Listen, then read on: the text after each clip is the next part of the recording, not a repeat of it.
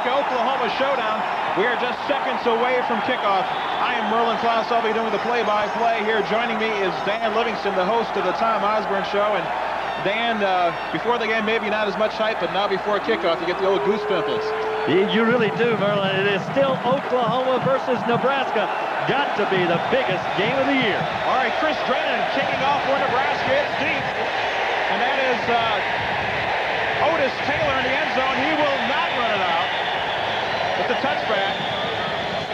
Drennan kicking with a strong wind. And so Oklahoma will start off on their own 20-yard line, 1st and 10. Good start for the Huskers to get off to, if that's any type of omen, Dan. It really is. There's a strong wind out there, and Drennan's strong leg all year long has put it into the end zone. The Huskers have been very good at that. There you see Collins, Brewer, Long, Perry, Bronson, Cooper, the backs and receivers, Mannings, Tuwatsky, Wise, Medise, and Houston, the starting offensive line. Here we go. The handoff to Brewer. He has a hole. Picked up about 4 yards on the play. Brought down by Kent Wells, among others. And so that'll bring up a 2nd down and 6 for the Oklahoma Sooners. Nebraska starting defensive line. We have Jeff Mills, Ray Valado, Mike Murray, Kent Wells, and Mike Kroll. The linebackers, Randall Jobin and Pat Tyrant. And the defensive backs, Pickens, Cooper, Tyrone Bird, and Tahan Lewis. 2nd down and 6 to go. The Sooners in the power I formation. Steve Collins calling the signals. Collins, he has the first down. Fumble! Nebraska signals that they have the football. A big hit. Nebraska signaling they've got it, and they have. Oh my, what a start come up with this game, but that's number 5 for the Huskers. Here's the replay of that. A big hit in here, coming right here, boom. The ball pops out, bounces right into his hands. That's Tahan Lewis on the recovery, Dan. And the Huskers will take over on the Sooners' 34-yard line. There's the starting lineup for Nebraska. Gadowski, Carpenter, Clark, Bell, Gregory, and Kratzenstein. The line, Tom Hunt, Wanek, Young, Babora, and Glazer. So 1st and 10 for Nebraska at the 34. They come out in the I formation. Gadowski, the quarterback. Carpenter is the fullback, and Clark is the I-back. The handoff is to Clark up the middle. Not much room there. The big, strong front line of the Sooners pushing them back. They do have a great a great defensive line. There you see it. Wayne Dixon, Stacy Dillard, Dante Williams, Scott Evans, and Chris Wilson. The linebackers Reggie Barnes and Frank Lovins. Thompson, Belzer, Ray, and Franks are the defensive backs. Merlin, I thought Osborne might try to catch him there. He usually does that on a turnover early. Well, he's maybe trying to test their reactions, Dan. In either event, only 2 yards on that play. 2nd and 8, the Huskers in the spread formation now. Carpenter, the lone setback. Gadowski looking to throw. Here's Richard Bell. What a catch by Richard. And he's brought down at about the 23. He's going to be about a yard short of that 1st down. That's what I was talking about. Of course, this is a different play than they've run all year long. They're in the pro or spread formation, and Bell simply swings out to the side and just barely short of that 1st down. No, he got it. All right, it is a 1st down for the Huskers. They got a good spot there, and they put it at the 23. So it's 1st and 10 for Nebraska. Nate Turner in now at kind of a wingback as the Huskers line up in the power I formation. John Bostic split out wide to the right. Gadowski calls the signals. Gadowski keeps it. Gadowski, 15, 10, and he's inside the 10. Jerry Gadowski on the keeper. And you see Carpenter out there clapping his hands. He's the guy that laid the block in there and opened it up. As you see it right here, every time this year he cuts down a linebacker, opens that up, and Jerry puts his head down here and gets a couple of extra yards. So the Huskers will have 1st and goal. Let's call it the 9-yard line. 1st and goal for Nebraska. Jerry Gadowski brings them up. What a season he has had, the senior from Fremont. Nate Turner in along with Carpenter and Clark in the backfield. Double tight ends for the Huskers. Gadowski keeps again. He may go in. Touchdown, Nebraska! Jerry Gadowski made him look easy. I don't think he was touched on that play, Dan. I don't think so either, and of course that's the way it's gone all year long with one of the Oklahoma defenders outplaying the pitchman, and Jerry just cuts it up underneath. He reads this extremely well. See a tremendous shot there from the cameraman. You can almost see his eyes looking out, knows that the guy's going to go out with a pitch guy, and just follows it on in for the touchdown. Greg Barrios in to go for the extra point. He has kicked 78 straight extra points here at Nebraska. Every time he kicks one, it's a new record. The kick is up, and it is good. So with 12:56 left to go here in the first quarter, Nebraska draws first blood. The score, Nebraska 7 and Oklahoma nothing. And Dan, we've seen some wild Nebraska-Oklahoma games over the year, but I don't ever remember a start like this for Nebraska. Well, it's almost like the start in Colorado, of course, where they jumped out there, went 56 yards right off the bat and got everybody going. And if there's ever any concern about the crowd sitting on their hands, I don't think there's going to be that concern anymore, because that really got the crowd up. Tyrone Bird was the guy that made the hit on that fumble and knocked it loose as Collins was cutting back, and the ball just bounced up perfectly for Nebraska, and it was only 4 plays and they were in. 4 plays and 34 yards on the drive, and Jerry Godowski ran 2 times for 23 yards and passed for 9, so you could call that an all Jerry Godowski march. Ken Clark, I believe, had the other 2 yards. And we'll be ready for the kickoff here in just a moment. That wind continues to blow. The wind continues to blow out of the southwest, it looks like, Dan. And I'll tell you what, I've had warmer situations up here on the photo deck. It is a little nippy, but I bet down on the field, the players are loving this. This is great football weather. They don't mind it at all, so they don't have to worry about the heat and the heat zapping their strength out of them. It's supposed to be in the 40s today, and I'm not quite sure if it's gotten there yet. Chris Drennan, though, kicking off. Deep for Oklahoma, we have Otis Taylor and Duell Brewer. There's Drennan. It's into the end zone. Let's see if he runs it out. No, sir. So we have another touchback for Oklahoma. And the Sooners will get the ball at the 20-yard line. So Chris Drennan with 2 kickoffs. Both of them made it to the end zone for touchbacks. There you see Coach Tom Osborne, and you never can tell by looking at Tom, Dan, if he's winning or losing. We got a pretty good tip as we were doing the Osborne show last week. I think Tom was as relaxed as he's ever been, and if that leads over to the football team, I think you're going to see a great effort from Nebraska. All right, Steve Collins brings the team up now. The Sooners trail 7-0. Collins keeps it, and he is tackled in the backfield, or excuse me, that's the fullback. I've been fooled by the option. That was the fullback, Leon Perry. Cameraman sort of went with that quarterback, too. That was a good fake. A good tackle by Wells to the quarterback, even though he didn't have the ball. Here you see the replay. Leon Perry, the senior fullback. And that's Randall Jobden, and Jeff Mills looks like cleaning up on that play. Pick up about 4. He didn't mean to get overexcited there. The Sooners now will face a 2nd down and 6 situation. Collins once again, 500 yards of total offense the last 2 weeks for Steve Collins, so he can move the team. That time he's almost tackled again, and Brewers run out of bounds by Tyrone Bird, the freshman, who is off to a great start. And Dan, I know that Marvin Sanders, who was injured, plays the run very well, but Tyrone Bird, his replacement, certainly is no slouch at this. He really isn't. He gets out there and stays his position. Just gives him enough bump to get him out of bounds, and Oklahoma is coming up on a very critical 3rd down situation. You might see them put it up for the first time, and that's where they're most vulnerable. Well, they actually lost a yard on that play, so it's going to be 3rd and 7 for the Sooners. That's Ted Long in motion. What's the call here? We'll have to wait and see what the officials say. And I don't know why the official did not call that earlier, because definitely the guy on the end of the line, on the Oklahoma line, raised up. They are certainly signaling for a legal procedure. Movement on that line, so that's going to drive it back 5 more yards. And Dan, we've heard that Oklahoma has an improved passing game. At least their formation is more conducive to passing, and we're going to get probably a first-hand look at how well they progressed in passing. We're going to see it here. The thing that the Oklahoma quarterback Collins has to really guard against is that strong wind and the ball floating on it. All right, he is throwing into the teeth of a gale here. Collins looking to throw. He's going long, and it is caught. That is Arthur Guest. He is going for a touchdown.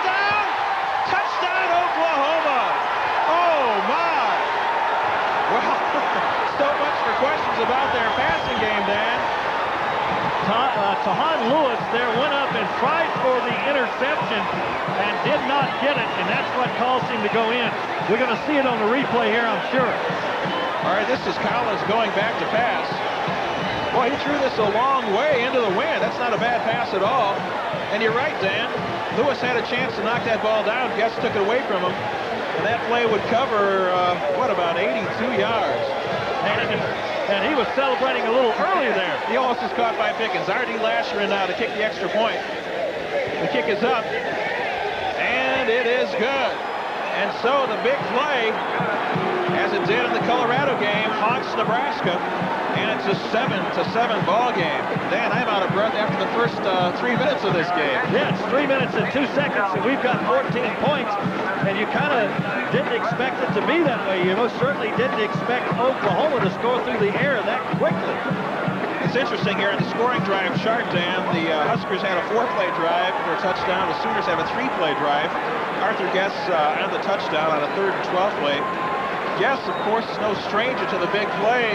The junior wide receiver averaging 37 yards a catch and had 4 touchdowns, make it 5 now, so he did nothing to lower that yards per catch average. 7-7. It was probably a bad decision, and I'm sure that's what Osborne is saying, by Tahan Lewis to go up and try to intercept that ball instead of knock it down. Well, in a game like this, I'm sure everybody wants to make that big play and wants to contribute. Kind of backfired in that case, but once again, the pass from Steve Collins is really what impressed me. I talked to George Darlington, the Nebraska secondary coach, earlier this week, and he compared Collins to Mike Grant of Nebraska, which isn't a bad comparison. All right, the Sooners getting ready to kick off here. Brad Riddell, number 84, he is a freshman. He does the kicking off. R.D. Lasher does the placement kicks. And he kind of put the line drive down. It's Tim Yannick who has it. And he almost broke through there. He's brought down at the 35. And Dan, I'm not sure if that was intentional. Let's look at the replay, though, this touchdown play. Once again, Collins. Plenty of time. Great throw right on the numbers. He hung it up, and Tahan Lewis really thought he had that as an interception. He sure did. A little taunting there by Arthur Guest. Might be a little early, and as you say, a little early celebration. He was almost brought down. So Gary Gibbs may have a few words for him. All right, the Huskers bring it back up now. It's tied 7-7. Jerry Godowski calling the signals. Carpenter and Clark in the backfield.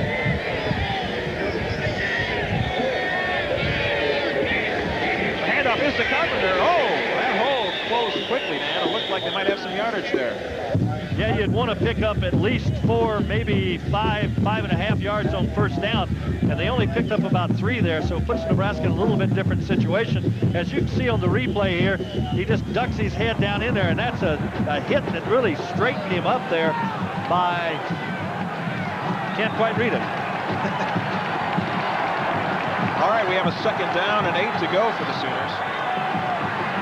Jerry Godowski, 15 touchdown passes, only 2 interceptions this year. That is what you call an efficient quarterback. He's looking to throw again. Has plenty of time. And Jerry just kind of threw that one away. And Tom mentioned last week on the show, Dan, that it's one of the things Jerry does best. That's why that interception total is so low.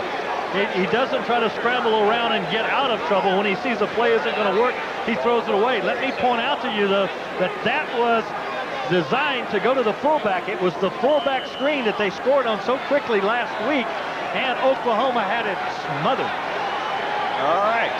So we have Chip Baugh and Nate Turner split out to the near side. Carpenter and Clark setbacks. 3rd down and 8. The Huskers in a passing situation here. Godowski, the pitch to Clark, he has the room, and he has the first down. Well, I'll tell you. Only team in the country that can be in a passing situation and run the ball and pick up the first down. You know, in some respects, I think Tom is maybe more confident with that option if he thinks it's available. You see on the replay here, Clark lowering his head and getting the last yard, just banging ahead. All right. First down for Nebraska at the 47-yard line. And the Huskers are moving again. Cam Clark, number 2 on the all-time Nebraska rushing chart. Morgan Gregory split out wide to the near side as Gadowski calls the signal. I'll tell you what, the Huskers have that option going. They go on the pitch to Clark. Not much there. And Ken is brought down. He never really got much momentum going. And on that play, number 35, Frank Levens, linebacker, junior linebacker, and he is probably their main tackler on this team. He's averaging about 11 tackles a game for the Sooners. See on the replay there that Clark is trying to find a hole that never developed. He really didn't pick a position that he was going to run into. He was waiting for the blocks to give him a hole, and they didn't pick up but about a yard there. All right, 2nd down and 9. Huskers go into that spread formation. I believe that's Carpenter, the lone setback there. 2nd and 9. It's a double reverse. It's Richard Bell around the right side, and he has a first down. So time didn't wait very long, Dan, to reach into that bag of tricks. And that was very well executed. It fooled me for a second there as well. That's the play that I had called earlier before the ball game had started, that they would give the ball off on the reverse, and the reverse would play a big part in this ball game. And as you see there, you called it. Lyman down front, blocking, and he picks up the first down. All right, here's the all-time series record. And OU has the edge of that, 38-28. If Nebraska wins today, they will be tied 5-5 for this decade. So some bragging rights on the line. 1st and 10 for the Huskers. The handoff is to Clark, and he has some yardage. Down to the 34, and Dan, we heard a lot of talk about how good this Oklahoma defense is, and you have to be impressed with the way the Huskers are moving the ball right now. They're winning the battle at the line of scrimmage, and this time Clark doesn't wait for the hole. He picks it out early, and boom, goes right through it. Boy, and he had a nice hole to run with there. In on the tackle is Wayne Dixon, the left outside linebacker for the Sooners. Huskers come out with spread formation on 2nd down and 4.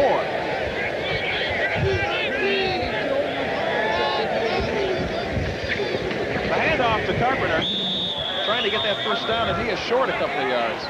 I'm sure the audience can hear the popping out there. We got a great mic on field, and it's just pop, pop, pop on every play. That's those big Nebraska linemen moving off that defensive line of Oklahoma. And as I said before, right now they're controlling the line of scrimmage. Joe Bowden, number 45, in on the tackle for the Sooners, and that will bring up a 3rd down situation for Nebraska. We're tied at 7-7 with 8:43 left to go in the first quarter, and what an exciting quarter it's been. Carpenter and Clark, the setbacks. Gadowski. Play action pass. Richard Bell wide open. He has it. Touchdown Nebraska. Oh my! What a fake.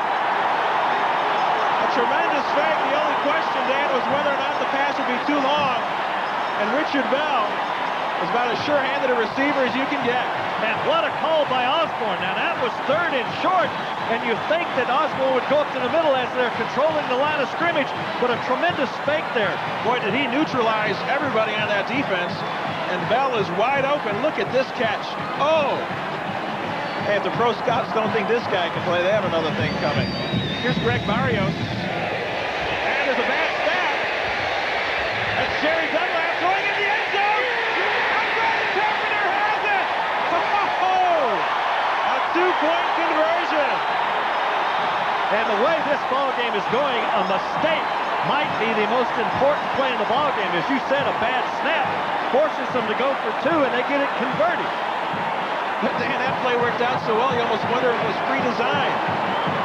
You're right, there was some hesitation there. I do think it was a bad snap, but Jerry Dunlap showed tremendous focus and ability. He was trapped back there, ran around until he looked for the guy Carpenter. Now also Carpenter had to know the snap was bad, and of course that is a preconceived play. When there's a bad snap, he sprints out to the side. So the Huskers now move out in front 15-7 with 8:23 left here in the first quarter. A lot of offense thus far. That was an 8-play drive, 65 yards.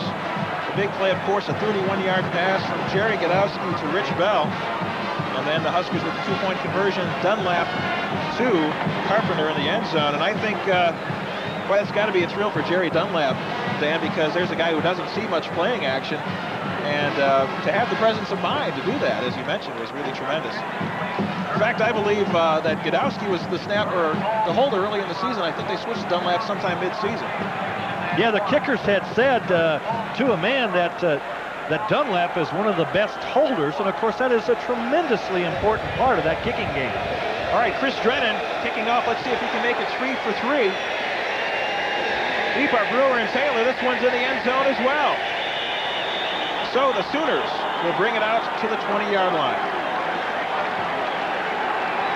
The Sooners will come out in action, and here we see the fake again. And you're right on this catch. This thing was almost over his head, and he goes over his left shoulder, and he still goes up, brings that ball down. A tremendous catch. All right. 8 plays, 65 yards. They consumed 3.5 minutes on that one. Godowski to Bell, the scoring pass. All right, here come the Sooners. Let's see what they can come up with offensively. The handoff is to Brewer, I believe. And he has about 4 yards on the play. Randall Jobin once again in the heart of the action there. Joel Brewer, the freshman, ironically, Dan, a Nebraska recruit. Yes, they did, and just imagine no national television audience, but just think only the Nebraska people are going to be able to see this one, and so far it's a great one. I'll tell you what, I'm excited doing the play-by-play and watching this game. 2nd down and 6 for the Sooners. Nothing. And nothing doing there on the front line. I'm not sure if that was Perry, the fullback. It was, and the heart of that Nebraska line, Mike Murray and Kent Wells and guys like that, stopping that play up pretty good. So Dan, outside of that long touchdown pass, the Sooners have done nothing on offense. About 7 yards on offense, and now they come up with another throwing situation. We'll see how well they do here. All right, 3rd down and 5. The last time they put the Husker pass defense to the test, Art Guess had to call timeout. The clock was running down. It was already down to 5 seconds. Looked like they had a little trouble in their huddle understanding the play. Now, they probably did because it was probably another pass play, and they've only called about 10 of those all year long, right? Yeah, they've used their quota up. Actually, Dan, looking at the scoring chart for Oklahoma this year, I was very surprised at the large amount of big yardage pass plays they have. I mean, this is not, it's probably a low percentage of passing, but they do have quite a few big plays. An interesting point about Collins, Dan, Steve Collins, their quarterback, he has made history the last couple of weeks. He is the only Oklahoma quarterback to pass and run for over 100 yards in consecutive games. So we have been singing the praises of Jerry Godowski here in Nebraska for his balanced attack. And Mr. Collins has also been putting up some numbers. Speaking of Godowski, thus far he is 2 of 3 passing for 40 yards and a touchdown. And he has run twice for 23 yards, so he needs only 74 yards to reach 1,000 yards on the season. Become the first Nebraska quarterback to do that. All right, here we go. 3rd and 5 now for the Sooners. Collins, he is stopped short of the first down. Well, I tell you, a tremendous cover there, recovery by Bird and by Mills. It looked like that play really was going to pick up the first down when it first started to develop. They rolled out, and they had enough blockers out there that looked like they were going to pick it up, as you see here. But Cooper goes down and makes the first one, and then that's Jodman who comes over. Tremendous recovery by Nebraska. Yeah, Cooper really stood his ground there, and even though he did make the tackle, he tripped him up, and as you say, it allowed Jodman and Tyrants. All right, deep for the Huskers, we have Richard Bell and Tyrone Hughes. Hughes leading the Big 8 in punt returns. A high kick. Hughes fields it. He's going to go with it. He has some running room. Tyrone Hughes at the 50. One man to beat. Oh, and he is brought down by the punter, Brad Riddell, the only man standing between Tyrone Hughes and 6 more Nebraska points. You hate to say that after an effort like that Tyrone made a mistake, but you'll be able to see here that this is a middle return. Right up that slot is where he's supposed to go, and he cuts it back to the outside, and the one man is there to get him. Of course, if all the Nebraska mistakes turn out to be 30-yard punt returns, we'll take them. A 40-yard punt and a 32-yard return. And so the Huskers are in scoring position again, 1st and 10 at the 36-yard line. The I formation, Carpenter and Clark the setbacks. Let's see what Jerry Godowski has up his sleeve. Thus far, a very balanced attack. Godowski looking to throw again, and he has his tight end. That's Kratzenstein. Inside the 30, I believe he's short of a first down, Dan. Yeah, it looks like he's about a half a foot short of the first down, but he's right on top of it. I'm sure they'll measure it. All right, here's the replay. There's two receivers out there kind of flooding that zone, and Jerry goes to the short man, and he is wide open, and so we're going to have a measurement. I thought he was brought down a couple yards short, but the Huskers are getting some good spots this afternoon. They really are, and another great fake by Jerry. He just handed that ball out there. It looked like it was going to be another running play, pulled it back, and as you said, they flooded the zone with two receivers. In fact, they were both tight ends, one deep and Garrett, and another one short in Kratzenstein. He threw to the underneath man, and as I had said, just about a foot short. All right. You have better eyes than I do, Dan. Because I'm younger. Something like that. All right, we have second down and about 1 to go for the Huskers. My eyes have improved over the years doing football games because you have to strain to see the cheerleaders on the sideline. Yeah, I don't even know they exist, Dan. Right. I'm concentrating on my work and just don't even see them down there. I'll tell you what, being a cheerleader today would not be the most enviable task. I see the Sooner cheerleaders have their sweats on. The Nebraska cheerleaders are gutting it out with their short skirts. All right, we have a second down and 1 for Nebraska, the power I formation. Once again, Carpenter and Clark, the setbacks. I believe that's Richard Bell in the backfield with them. Godowski calls out the signals. Godowski on the keeper. He's in trouble, and he goes down short of the first down. Well, the Oklahoma defensive backfield did a better job that time of covering the receivers down the field. Of course, that is the Nebraska famous triple option, and Jerry can either decide to run the ball, pitch the ball, or throw it downfield. And that time, about all of those the three options were taken away. All right, we have third down and 1 for Nebraska. I believe Godowski actually lost a little bit here. Let's see what he comes up with. Tom has pulled out his bag of tricks early in this game. The handoff is to Clark. He gets outside. He has the first down and more. Oh, my. What tremendous balance by Ken Clark. And, Dan, it really is good to see him running with that type of strength and power again. It just has been an amazing year for him. If you see on this replay here, he shows tremendous balance. He spins out and bounces around a couple of times, breaks a couple of tackles, and then in other ball games during the mid-season, you'd almost see him as if the effort wasn't there, but the effort most certainly is there today. He had that bruised knee, of course, and certainly is back to form right now. The Huskers come out in the spread formation on 1st and 10. Let's see what they have up their sleeves here. Brian Carpenter, the lone setback. Godowski gives off to Carpenter. And not much doing there. He gets inside the 20, but I'd say picked up about 3 yards. And I have been on the sidelines most of the season, Dan, and so you've been able to get the view from up here, but is that unusual for the Huskers to be in that spread on 1st and 10? No, they've been in the spread formation about 1/4 or 1/3 of the time this year. Of course, they have really woven that into their offense, and as Tom said at the end of the bowl game last year, they were going to adapt their offense, and of course, this is one of the adaptations. All right, they tried to catch the Sooners napping there. It didn't work, so we have second down and 8 on the Oklahoma 19. The Huskers lead 15-7. Some movement on the line. Both teams pointing at each other. I think it's going to be against Nebraska, though, there. Looked like Tom Punt might have moved his hand, first of all, and yes, that's the call. All right, let's look at the replay here. Look for number 78, and there you see the movement. Actually, Dan, it looked like he reacted to the Oklahoma movement, which is certainly legal for Oklahoma to do, but Tom kind of lost his cool a little bit there, and so it cost Nebraska 5 yards.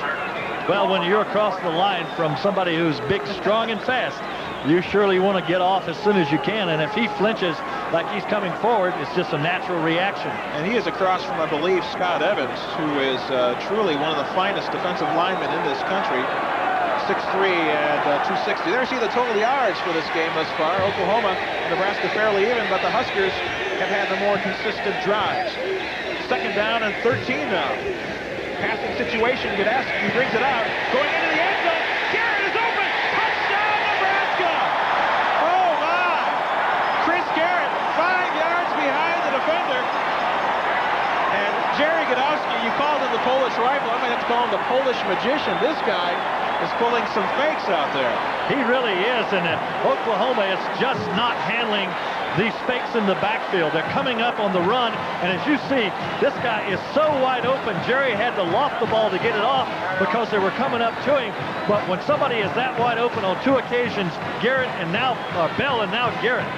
All right, here's Barrios for the extra point, and it is good. And so, Nebraska moving on top, 22-7, with 3 minutes left to go in the first quarter. And Dan, I thought Nebraska would win, but I did not envision this scenario. Well, as I had said on the Osborne show, or as Fearless Dan had said on the Osborne show, that he predicted 38-17, and Tom kind of rolled his eyes and sat back in his chair and said, Dan, that's a lot of points against that tremendous Oklahoma defense. And we already have 22 of that 38 here in the first quarter. You know, talking to Husker receivers coach Ron Brown earlier this week, he said if the defense of Oklahoma had any drawback at all, it would be a lack of experience in the secondary. Only one of their 8 top players is a senior, and the others are sophomores. And the player on coverage there, Jason Belzer, was a sophomore, and he really was sucked in by that fake. Well, that Nebraska drive covers 36 yards and 6 plays, and the touchdown pass was 24 yards. Jerry Gdaski to Chris Garrett. And you know, Garrett has now caught 3 touchdown passes out of 4 receptions, so that's a pretty good percentage, Dan. Yeah, 2 or 3 of the Nebraska receivers have tremendous ratio of touchdowns to catches. John Bostic has 6 touchdowns and 10 receptions. So we have had the touchdown twins there. Nebraska, Dan, here's an interesting stat. 3rd down conversions. Nebraska is 3 for 3. You can't do any better than that. And the wind keeps blowing the ball off the tee, so we're going to get, and just blew our papers off our desk up here, and we're going to get somebody to hold it now so he can pound this one again into the end zone. All right, that's Bruce Pickens with the holding duty. And Chris Drennan, who has already nailed 3 into the end zone, will try it again. That one is strong indeed. Let's see if Brewer tries to bring it out. He does! Dewell Brewer at the 10. Oh, line. Boy, he was about 3-4 yards deep in the end zone. Here's another look at that touchdown play, Dan. Just tremendous. And as I was talking about, see what the fakes do. Garrett was at least 20 yards behind anybody, and Oklahoma defense most certainly is afraid of that triple option and afraid of Gdaski. And if he continues to hurt him, as he already has, those types of plays are going to work. And another play that's going to work also, you see him keep pounding up in there with the fullback. That's going to break before the day's over. All right, the Sooners. Steve Collins brings it up. 1st and 10 from the Nebraska 25. They trail 22-7. Collins on the keeper. Nice spin move there, but that is Reggie Cooper saying hello, Steve Collins. Reggie, who missed last week, Dan, certainly because of injury, certainly seems very healed on that play. It's really something. You can see it on the replay here, a tight shot of Collins as he spins and says, hello, Mr. Cooper. The next spin here. Ooh, a whammo. He picked up 3 yards on that play, and he paid dearly for it. 2nd down and 7 for the Huskers now. The handoff is to Brewer. And he has a little yardage, but there is not much doing up the middle for Nebraska. Merlin, isn't there another number there now in between the 20 and the 30? There's a 10 implanted into the in the surface there. Collins' number off his back. Well, I tell you, get the number of that truck, I think, Dan. The Sooners will face a 3rd down situation, 3rd and 3. Brewer thus far really not had much in the way of yardage, only 4 yards total for the first half. All right, 3rd down and 3. There's a flag down. Collins keeps it. He's going nowhere. Short of the first down. Randall jobbing on the play, but looks like there might have been some movement off the line, Dan. We'll see what the flag is. I think there was movement off the line, and of course, if it is against, they're saying Oklahoma players are saying against Nebraska, and it's offside. So that will be, yes, it will be an automatic first down for the Sooners. Oh, that's a tough call. Encroachment on the defense. 5 yards, first down. Well, I did not see it. I did not see it. When they call encroachment, it is usually somebody up too close to the line of scrimmage and makes a little bit of contact before the ball is snapped. That would have to be, you would think, the nose guard. But, boy, I did not see it. All right, in any event, it's a 1st and 10 for the Sooners. They're now at their own 38-yard line. Less than 2 minutes left to go here in the first quarter. Collins looking to throw. He goes deep, and it's way overthrown. On the coverage there for Nebraska was number 3, Tyrone Leggett. And Bruce Pickens back there helping as well. Well, what they were going to do is they were going to fake the out and then turn it upfield, and Nebraska defenders would have nothing to do with it. And Steve really just did kind of walk that one up like he did the other one, but the receiver was not there. All right, 2nd down and 10. That was Art Guest, the receiver again, and going for another big play. 2nd and 10. Collins on the reverse, and that's Adrian Cooper trying to get outside. He has some yardage. Oh! Tripped up. Pat Tyrant's made perhaps a touchdown-saving tackle. You know, Adrian Cooper certainly does not have the speed of Keith Jackson, and I remember, what was it, 3 years ago that Jackson burned the Huskers so much on this tight end reverse. But there certainly was a lot of deception involved here. And look at the ground he covers and just gets an arm on him and knocks him down, or you're right, that would have been 6. All right, the Sooners facing 3rd and 1. He did not make a first down on that play. So another big 3rd down play coming up for Oklahoma. The handoff is to Perry, and he has a first down and more. Perry across midfield. Nebraska is playing this same defense that worked so well against Oklahoma last year, where the linebacker is coming up and playing the quarterback on every option situation to the corner. Of course, last year's defensive effort by Nebraska down in Norman was certainly one of the finest I've ever seen, as they beat the Sooners 7-3. 22-7 the score right now with less than a minute to go in the first quarter. As Collins calls the signals, he's at the 49-yard line. Collins pitching out here to Brewer. And Brewer has a little bit of room, has about 5 or 6 yards, brought down at the 43-yard line. So now the Sooners, Dan, seem to be settling down and asserting themselves a little bit. Well, Merlin, I think you have seen that the Sooners have decided that they can't muscle Nebraska, that they can't run over them, so they're putting a little finesse in their offense, and that finesse, those finesse plays are working. All right, we have 2nd down and 4, 20 seconds left to go here in this first quarter. Steve Collins directing the offense. Collins hands off to Brewer, and he is brought down by Mike Murray, the little big man, and he will be featured tomorrow on the Tom Osborne Show in our halftime feature. Quite a tackle there. Be a short feature? Boy, I didn't say that. I think you did. We're at the end of the first quarter here. The score is Nebraska 22 and Oakland here on Sports Video Productions.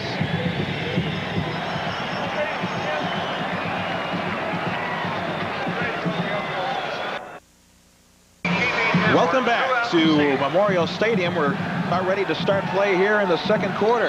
A very wild opening first 15 minutes of play, 22-7. Nebraska leads. Oklahoma finds himself in a 3rd and 2 situation on the Nebraska 41. And Dan, even though the Huskers have the upper hand, I have a feeling that a blowout is not in the works quite yet.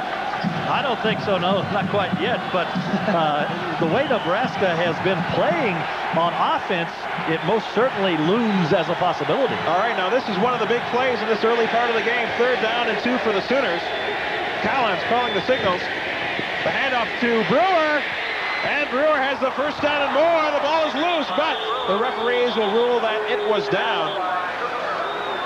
All right, let's take a look at the stats from the first quarter. First downs, Nebraska with 8 and 140 total yards. The yardage is fairly even, Dan. It really is, and Nebraska 4 of 5 throwing the ball. The only miss was the one that Jerry intentionally threw away. Right. All right, a first down for the Sooners. They are marching the ball now. 1st and 10 at the 25 of Nebraska. The handoff is to Brewer, and he pounds ahead. I'll tell you what, for a freshman, this guy is running with lots of poise, and certainly has not taken the easy way in picking up those yards, Dan. He really isn't. Of course, he's a big fellow, and after a few finesse plays, a reverse and some different type plays, now Oklahoma comes back and they're kind of pounding at Nebraska again, and it's working. All right, we have a 2nd down and 6 for the Oklahoma Sooners. Duell Brewer has been the big man on this drive. 2nd and 6 from the 21. Collins will keep on this one. Nice move again, but Tyrants is there to clean up. It's close to the 1st down. Boy, I tell you what, Tyrants, when he tackles you, there is no mistake about it. He is Nebraska's leading tackler, and he is really pounding people today, as you're going to see on the replay here. There's no doubt about it. When he goes down, he goes down. I'm very impressed with the way Collins runs this option as well, Dan. Really, he's an exceptional runner, and has shown today that he can throw the ball also. It's just, you can't imagine the pressure on the guy out on the corner when he's got 2 people and has to make that decision whether he goes for the quarterback or whether he goes for the pitch man. All right, the Sooners did pick up a 1st down there, and so they will have a 1st and 10 at the Nebraska 16 as they continue to march down the field. A very impressive drive thus far. Brewer once again the tailback. A fumble on the play, but I believe Collins covered up in time. But Dan, those are the types of plays that really stop drives. They really are. I mean, the way Oklahoma is running the ball right now, you need all 3 of your downs picking up 3-4 yards on each down to move down the field and pick up another 1st down, so you get 4 more downs. And this one is just throwing it away. That's a 2-yard loss, or, well, the scoreboard calls it a 1-yard loss. We'll call it 2nd down and 11 for the Sooners. Coming in is Eric Bross with a play. He's the wideout. He's also kind of a big play receiver. He's split out wide, and they have Adrian Cooper, the tight end, split out. So we have a very interesting formation here for the Sooners. Collins going nowhere. Excuse me. It's the Bumblewski. Oh, a page out of Tom Osborne's playbook. That was number 54, Mike Sawatsky. And we're going to have to see a replay on this one. The Gardaruski, and it was completely a fake. Now, the guy that you were talking about, he just lets the ball drop. He picks it up, and off he goes. And it's the famous Gardaruski that Tom Osborne put in. It comes back to haunt him. Well, good job by the cameraman there in picking that up. 1st and goal to go at the 1-yard line for Oklahoma. The handoff is to Perry, and it's a touchdown, Oklahoma. Leon Perry takes it in from 1 yard out. And Dan, I cannot imagine a more entertaining game than we are seeing here this afternoon. The Huskers seem to have this one just about out of reach, and here comes Oklahoma with another big march. Watch this again. Just powers it in, gets a little crack, and gets into the end zone. Tell you what, just when you think it's safe to watch football, somebody comes up with that Fumblerooski again. I know it, and I wonder what Osborne thinks about that. All right, Dan, they're going for 2 points here. An interesting decision by the Sooners. And he makes it. Collins gets in for the touchdown, and now a very pivotal play because the Sooners are back within 7 points of Nebraska at 22-15. 12:45 left to go in the 1st half. Here's the replay of this, Dan. Yes, he just puts it into the belly and pulls it back and goes on into the end zone. Now, you can tell there that most certainly the Oklahoma's coaching staff feels that it is going to be a high-scoring ball game. They thought they needed to get even and get even in a hurry. And in the southwest corner of Memorial Stadium, we have the Oklahoma Sooner faithful, and they are making some noise. They haven't had much opportunity thus far, but they are right back in this ball game. Very impressive drive for Oklahoma, Dan. 12 plays, 75 yards. Leon Perry, of course, captained the drive, but it was set up by several nice plays. Steve Collins on the option, and the Fumblerooski by Sawatsky for the Sooners, and so it's a 22-15 ball game with 12:45 left in the 1st half. There you see Mr. Collins on the sidelines, and he has played an excellent ball game as well. I started to say before the double extra point there that Wonder how Osborne feels when he brings a play to college football with his great innovative offensive mind, and then somebody else takes it and uses it against him. That's almost against the rules, isn't it, Merlin? I'll tell you what, there are no copyright laws on football plays. Might be a copyright on the playbook, but you can lift anything you want, and they ran it to perfection there. All right, this is Brad Riddell, the freshman, kicking off. Let's see if he can make it to the end zone. That is Leotis Flowers, and he tried to field it, and then it goes out of the end zone. So Nebraska will take over at the 20-yard line. All right, here's another look at the touchdown play. Leon Perry, the fullback, he's a senior. He's been around a while, 6'1" and 230. And he's used to banging up front and takes it in. Interesting point, Dan, by Galen, our statistician. This drive started with a first down by penalty. So those little plays really do make a difference. The Sooners were facing a third down situation. And I think it's really interesting that the Sooners chose to go for 2 there, knowing that that 1 point that we talked about before could really come back and hurt them. All right, 1st and 10 at the 20 for the Huskers. Let's see what Mr. Gadowski can come up with. He has played a masterful game thus far. That's Ken Clark in motion. And it's Richard Bell on the sweep. Bell makes a nice move. He has some room. Oh, brought down. After a gain of about 6, I thought for a brief moment there that he was going to cut up to the outside, but some good pursuit on the play by the Sooners. Well, I would hope that he would cut up to the outside and get a few more yards, and we'd see that high-stepping running style of his. Look at those knees come up there. Makes a nice cut and can't quite get loose to the outside here, but does pick up, 5 or 6 yards there. All right, we have a 2nd down and 4 coming up for the Huskers. Power I formation now for Nebraska. Clark and Carpenter the setbacks. Nate Turner's a wingback. And the pitch is to Clark, looking for some room. He has some room, and he has a first down. Boy, that is just basic power football there, Dan. Boy, did he follow the blocking extremely well. We had Wingard out there blocking in front of him, and he just stayed right in behind the big number 61. As you'll see here, he says, hey, big fella, just guard me through here. And he just stayed right in behind him and picked up the yardage we needed for the first down. And Doug Glazer, the certain-to-be All-American lineman with a nice foot block for Nebraska as well. And there we see Glazer going off the field.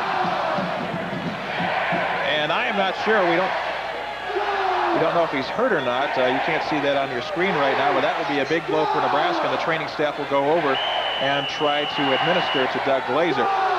All right, it was a first down for Nebraska, though, and it's a 1st and 10 at the 32-yard line.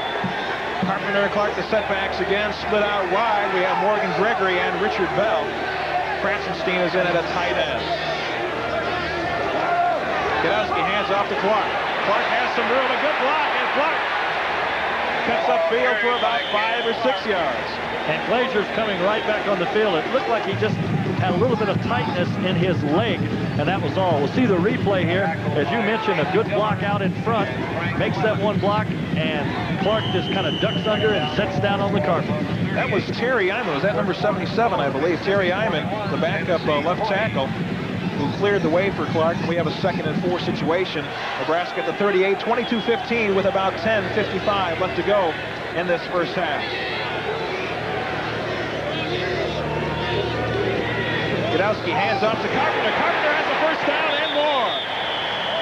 Carpenter out across the 45-yard line, and Dan, that was very close to breaking all the way. As I mentioned earlier on the other drive we were talking about, eventually, when he keeps pulling it back and pulling it back, he'll give it, and it'll bust for a big one. And I still predict that before this game is over, it'll bust for 20, 30 yards.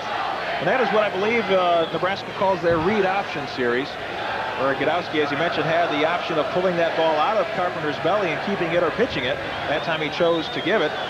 And that is number 40 going off the field for Oklahoma with an injury. That's Reggie Barnes, their freshman weak side linebacker.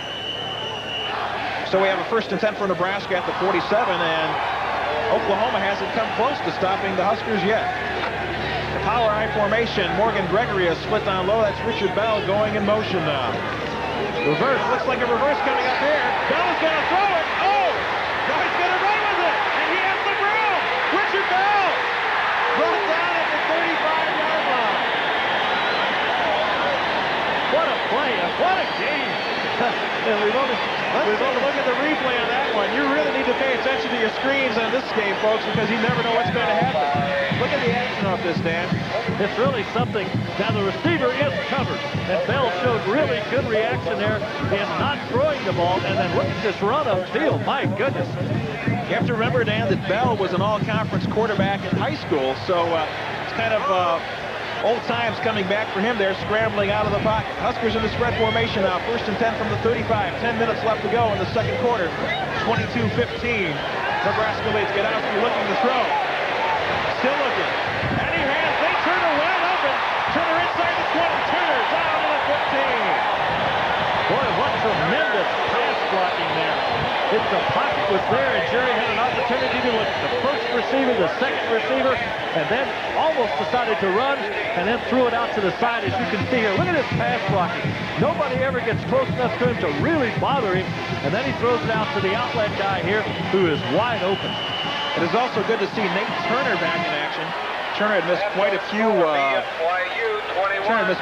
games with an injury. Little mix-up in the Huskers lineup, but now they're ready and set to go in the power I formation, as you saw Coach Osborne looking on here. 1st and 10 from the 16-yard line.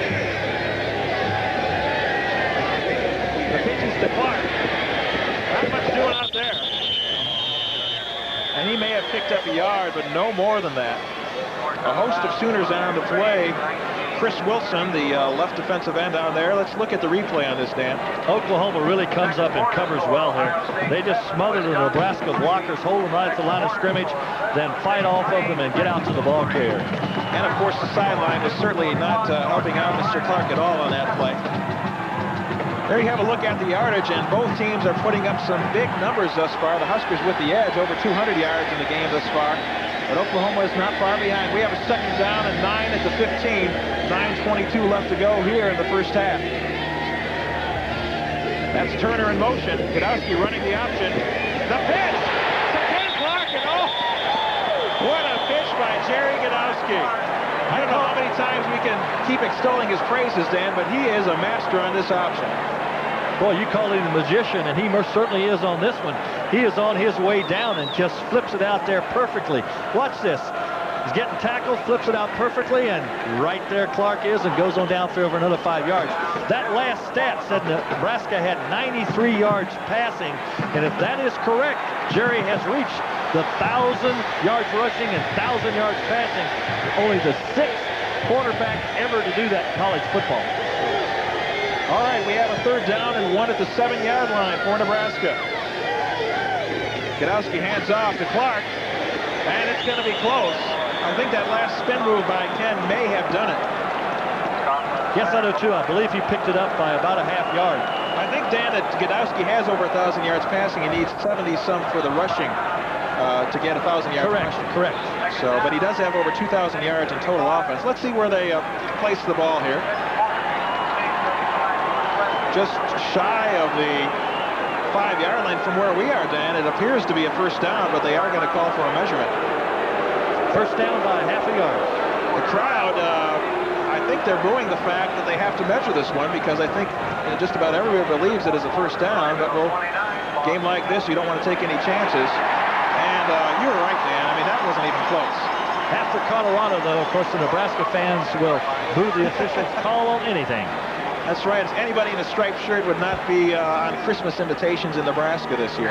No offense to all you referees out there. It just has been a tough couple of weeks for Nebraska fans. 1st and goal to go then for Nebraska at the 5. They're knocking on the door once again. 22-15 they lead.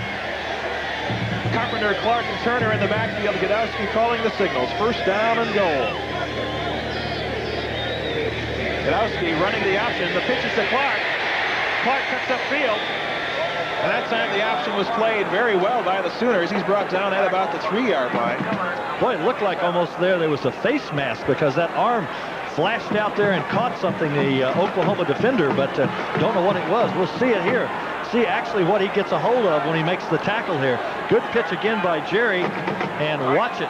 Whoa, just got the back of the helmet. That's what it was. Close. It was very close. Clark still able to pick up 3 yards, and we have a 2nd and goal from the 3-yard line. Jerry Gadowski signaling for this Memorial Stadium crowd to give him a chance to call the signals. Once again, we have Clark and Carpenter in the backfield. Richard Bell is also back there with them. Gadowski running the option. Gadowski. He's going to be dropped. That is Chris Wilson breaking free there. And dropping Gadowski back behind the 5-yard line, back at about the 7. You'll see a great defensive play by Oklahoma here. They really string it out downfield, and Jerry has no place to go. Reaches out and gets him by the toes, and down he goes. You do have to give them credit that time, man, because they played the option as well as you can play it defensively. So we have a 3rd and goal from the 7 now. Let's look and see if Gadowski doesn't roll out to the right side here and maybe try to throw this into the end zone. One of the tight ends. All right, there it is. He's going for Gregory. Oh, and it's knocked away at the last second by Kevin Thompson. A nice defensive play. I'm sure Jerry looked out there at the line of scrimmage and saw he had single coverage, and of course that's just a reaction. Both the quarterback and the receiver know there's single coverage, and Jerry threw it right on the money, but a good play again there by the Oklahoma defender. Kevin Thompson is the lone senior among the top 8 defensive backs for Oklahoma. And that's going to set up a field goal situation for Nebraska. Greg Barrios is in. He is 4 of 5 this year, and he is their short-range kicker. Let's see what he can do here. The snap is high, but the kick is up, and it is good. So Greg Barrios puts Nebraska on the board with 3 more points, and the Huskers take a 25-15 lead with 7:17 left to play here in the first half. And it's absolutely remarkable that Nebraska has 2 field goal kickers, a short kicker and a long kicker, and this year Nebraska is 12 out of 13 on field goals. Now that is a percentage that you don't often see in college football.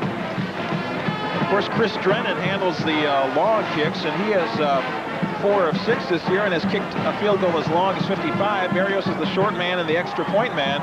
As he said, Dan, that is a great luxury for the Huskers to have. Well, it's a very impressive drive for Nebraska, even if they did not get into the end zone. 12 plays and 80 yards. And Barrios, of course, capping that with the 24-yard field goal. 7:17 left to go here in the second quarter. And Dan, I guess the big play of that drive from a defensive standpoint obviously was that option play. Nebraska had 2nd and 3 and just could not push it across. Oftentimes, of course, Tom likes to go back to the weak side on that play, and the reason is, of course, there are less defenders over there. He chose that time to go to the strong side of the field, and Oklahoma just gobbled it up. It's kind of interesting. One of the coaches was telling you this week that the Sooner defense is rarely fooled. Now, we've seen them fooled a couple times, but certainly on that goal line stand, they rose to the occasion. All right, Drennan is ready to kick it off here into a stiff breeze. We'll have to see how far he can get this ball. Brewer and Otis Taylor, and that is going to be Brewer at the 10-yard line. Brewer out to the 20, and Brewer trips and falls, is brought down just short of the 30-yard line. In on the play there for Nebraska, number 43, and that is Shane Geiken, the linebacker from Gothenburg, I believe it is. All right. 1st and 10 at the 28-yard line for the Oklahoma Sooners, and they were very impressive in their last march. We'll have to see just how far they can go this time around and see if the Nebraska Blackshirts can tighten things up a bit. Steve Collins calling the signals. The handoff to Brewer again, and Brewer pounds forward. He has about 3 or 4 yards. You know, it's interesting. Brewer's longest gain this year, Dan, is only 15 yards, even though he is big and fast. So it seems that he is the type of power back that can continue this type of play. I can tell you if his longest gain is 15 yards, he probably has a dozen bruises on his body. Ain't no doubt about that, because he just pounds up in there. Last week he carried it 38 times, and as you see in the graphic, the most since Steve Owens, the Heisman Trophy winner, carried way back in the 70s. All right, we have a 2nd down and 7 to go. Collins will keep it. Collins cuts upfield. I believe he's short of the 1st down. It seems like, as you mentioned a while ago, that Oklahoma cannot waste a play on any of the 3 they have. I don't know how many times so far in the ballgame they've come up 3rd down and 2, 3rd down and 1, 3rd down and 3. And as you mentioned, on their long sustained drive, it was a offsides by Nebraska or encroachment that gave them the 1st down that started that drive. Mike Kroll did a fine job there playing off the block of Adrian Cooper to make the tackle. All right, 6 minutes left to go here in the first half. 25-15 Nebraska. The Sooners in the familiar wishbone. The handoff is to the fullback. And it's going to be very close. I believe he may have it. It just depends on the spot, and it looks like where the linesman is pointing that it will indeed be a first down. And yes, they are moving the chains. That was Leon Perry, the veteran fullback. And it's kind of strange, Dan. We haven't seen that wishbone much today. No, really haven't. And it looks odd to see Oklahoma on the field and not in the wishbone, throwing the ball with a lot of finesses and reverses and all that. But most certainly, I think Oklahoma made the decision a few years ago that they had to adapt their offense and could not just stay right in that wishbone. Certainly with the athletes they recruit down there, I think the versatility they're getting out of the I formation will suit them much better once they get it down. All right, Collins pitching out here to Brewer, and Brewer has some room. And Brewer is out to the 45, and this could really turn out to be a battle between Jerry Godowski and Steve Collins, both quarterbacks right now running this option to perfection. And it might turn out which one can stay on the field, because Collins is getting pounded. As you see Kroll hit him there, Collins is getting pounded on every play. Randall Jobin came over to make the tackle for Nebraska, and it's a 2nd down and 5 at the 45-yard line there. The Sooners break out of the wishbone, and they have a receiver split out wide. That is Ted Long, split out wide. The handoff is to Brewer, and the Nebraska defense there to meet him. Just a moment ago, you saw a quick shot of Gibbs, the Oklahoma coach, and he doesn't look much older than a player, let alone to be a head coach. I think he is only, what, 36, 37 years old? That's right, and he's better looking than you are, Dan, believe it or not. That's incredible if he is. We're quite a distance away, so maybe my eyes are deceiving me. All right, we have a 3rd down and 4, another 3rd down situation for the Sooners. They're at the 46. Once again, they break out of the wishbone formation. Ted Long split out to the right. Collins calling the play. He's going to throw it. The pressure is on. Let's see if he can get outside. He does. He has a first down. Nice heads-up play by Steve Collins. The pocket broke down, but of course, an athlete like that has the speed to get outside, and he stepped out of bounds just on the other side of the first down marker. He was very well aware of where he had to go to. Yes, I'm sure Kroll will get talked about that. Getting out of containment, coming too quick, coming too hard to the inside, and letting Collins get to the outside. So the Sooners have been very proficient here in the 2nd quarter on their 3rd down plays. And they have a 1st and 10 at the Nebraska 49. The handoff is to Perry, and he has some room. Leon Perry cutting upfield inside the 40. And he is very close to a first down. I don't like the way this is developing. A very strong Sooner drive to go down and get their 15th point, and now they come back with their next drive, and they're going very steadily down the field. And you don't like to see Oklahoma be able to control the ball. Dan, you can play what if all you want. It would be interesting if Steve Collins had a little experience under his belt in that Colorado game to see what the Sooners might have done against the Buffaloes. 2nd and 1. The handoff is to Brewer. He has the first down. Ball carried by Brewer. Brewer is really, thus far, certainly not a spectacular runner, but is getting the job done. And boy, he is getting up slower and slower every time. He really is, and the important thing about this is if Nebraska could get one more score, in other words, get their 10 points ahead, if they could get 15 or so points ahead, Oklahoma would not be able to do this type of ball control in the 2nd half. All right, they line up in the wishbone again. Steve Collins calling the signals on 1st and 10. Reverse, going with the reverse. This is Cooper. A nice block on Mike Kroll. That time Kroll did play the containment very well, but Cooper cut inside of his block. And I don't know how often the Sooners ran this play during the year, but they've had pretty good success on it thus far. Here you see Kroll playing it pretty well, but boy, I tell you what, he has a big man in Turan Manning, 6'2" and 280 out there blocking for him. And he actually lost about 1.5 yards there because he got hammered backward very strong and had to struggle to stay on his feet, and lost about 1 yard, 1.5 yards, and he's still down on the sideline, isn't he? Looks like they're working on some player. We can't tell. I believe he is still down right there on the sideline. Adrian Cooper, who is a big tight end. He is 6'6" and 250 pounds. He's a junior. And continues that tradition of the tight end at Oklahoma being an extension of that offensive line. They certainly have some big tight ends over the past few years there. Here's another angle on this play, Dan. You see it again coming around, taking the pitch in the air, and of course that looks just like a pitch to the back in the backfield, but they are. Right. It looks like, yes, looks like he pulls a muscle there, and he's holding up. It's either an ankle or a knee, and as they tell us from the truck, it does look like a knee, most certainly. So the Sooners will have to rely on a freshman as Cooper's replacement, 82, Joey Mickey, who has split out wide. And the Sooners are throwing every formation in the book at the Huskers thus far. Second down and 5. Collins on the option. Cut the field. He has some room. Collins is finally brought down from behind by Jeff Mills. Collins carries it down just short of the 10-yard line. And Collins really made a couple of Nebraska defenders grab at air there as he went by. Some great moves here, as you see on the replay again. Watch this move right here. I'm here, no I'm not. Boy. I'm here, no I'm not. So he really has some offensive moves. And credit Jeff Mills coming all the way from the other side to make that tackle. There you see the total yards as Sooners have moved ahead again of Nebraska as the yards continue to pile up in this game. First and 10 from the 12-yard line. Collins is brought down from behind. That is Kent Wells. Strongest Nebraska player other than the short man we were talking about a while ago.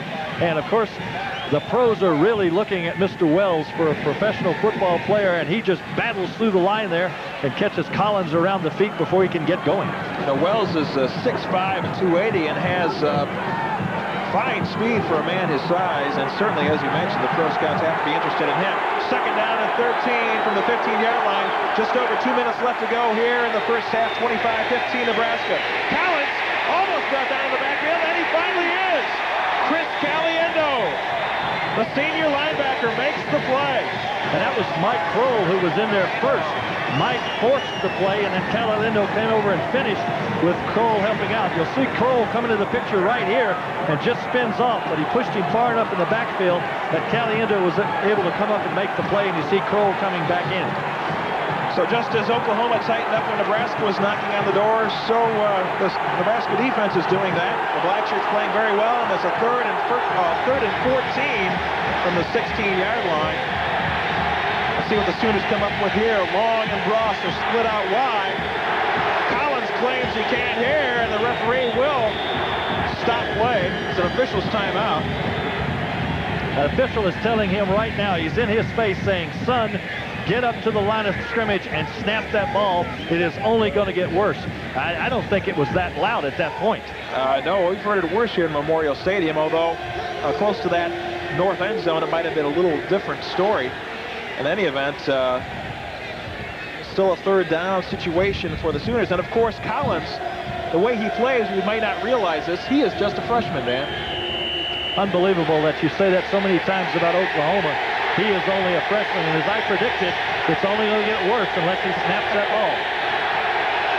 All right, that's Ted Long in motion. And Collins will go to pass. Looking. He has some running room. Collins brought down by Kroll and Jeff Mills, and he is far short of the first down. And so the Sooners will have to go for the field goal. And Dan R.D. Lasher will come in for the field goal. It seems to me that there's been a Lasher on an Oklahoma team for about the past 20 years. You're correct on that. And as you see Collins here holding up, he didn't have anybody throw the ball to, pulling up and going downfield and getting hammered hard again. Okay, the kick is going to come from the 16, which will make it a 26-yard kick, and he'll have the wind with him. A little bit of an angle for Lasher. The kick is in the air, and it is good. So the Sooners match three-pointers with the Huskers. And with 44 seconds left to go here in the first half, the score is Nebraska 25 and Oklahoma 18. That was a difficult angle, Merlin. A real difficult kick. And as you said, he did have the wind behind him. But of course, with that angle, the wind can prove a little bit to the difficulty there of that kick. But boy, he banged it right through the middle. Certainly. And on the stadium floor, if you've ever been down the sidelines during a game, you know that just swirls back and forth. There you see Coach Gibbs probably discussing that crowd noise situation. I'm not sure, but maybe he just wants to get things straight what the procedure is for the freshman quarterback. That really could have been disastrous for Oklahoma on that play if Collins had made a mistake at that time. And you see the Oklahoma tight end looks like he's going into the dressing room, and he is moving very gingerly on that knee. what he did there is, as we see the cameraman following in here, is when you are knocked off balance like that, as you can see here in the slow-mo that's going to be coming up, when you're knocked off balance there, you have a tendency to straighten your leg out. Right. You straighten your leg out, and then that really pops that knee together, and I think that's what he did. All right, we're back on the play that Cooper was injured on, I believe. This is the tight end reverse. There you watch here, see there? On that last step he took there, he straightened his leg out and popped that knee. All right. Greg Riddell now Brad Riddell in to kick off for the Sooners. That kick will not make it to the end zone, and that's Leotis Flowers at about the 5-yard line. Flowers out to the 20 and is brought down just short of the 25-yard line. With only 38 seconds left to go here before the half, I think Nebraska will come out and probably run on first down. Probably run some sort of option thing. If they pick up 6 or 7 yards and get up past the 30-yard line, then I think you might see them throw it a couple of times before the half. But if they only pick up a couple of yards, then you'll probably see them just run out the clock. Dan, if I'm not mistaken, I don't remember a punt yet in this first half. Only one by Oklahoma. One by Oklahoma, that's right. Hughes made the return on. 1st and 10 now for the Huskers. The handoff is to Clark on the draw, and he is up to about the 28. I think this will give them enough time now to maybe take a couple of shots. The clock runs down to 20, 27, 26. We see it on the replay here again. This is the sprint draw. Comes up, is knocked down, and it doesn't look like Nebraska's too anxious to get anything off here. Well, you go in with a touchdown lead, 25-18. The wind is blowing in your face. You certainly don't want to throw an interception at this point in time, although they do have 2 wideouts here. Let's see what type of play he comes up with. It's another draw play to Clark. And that is going to end the half. And what a first half of action it was. Memorial Stadium crowd on its feet cheering both teams as they leave. And the score here at the end of the first half, Nebraska 25 and the Oklahoma Sooners 18. Stay with us for more. We'll be back in just a little bit here with the second half.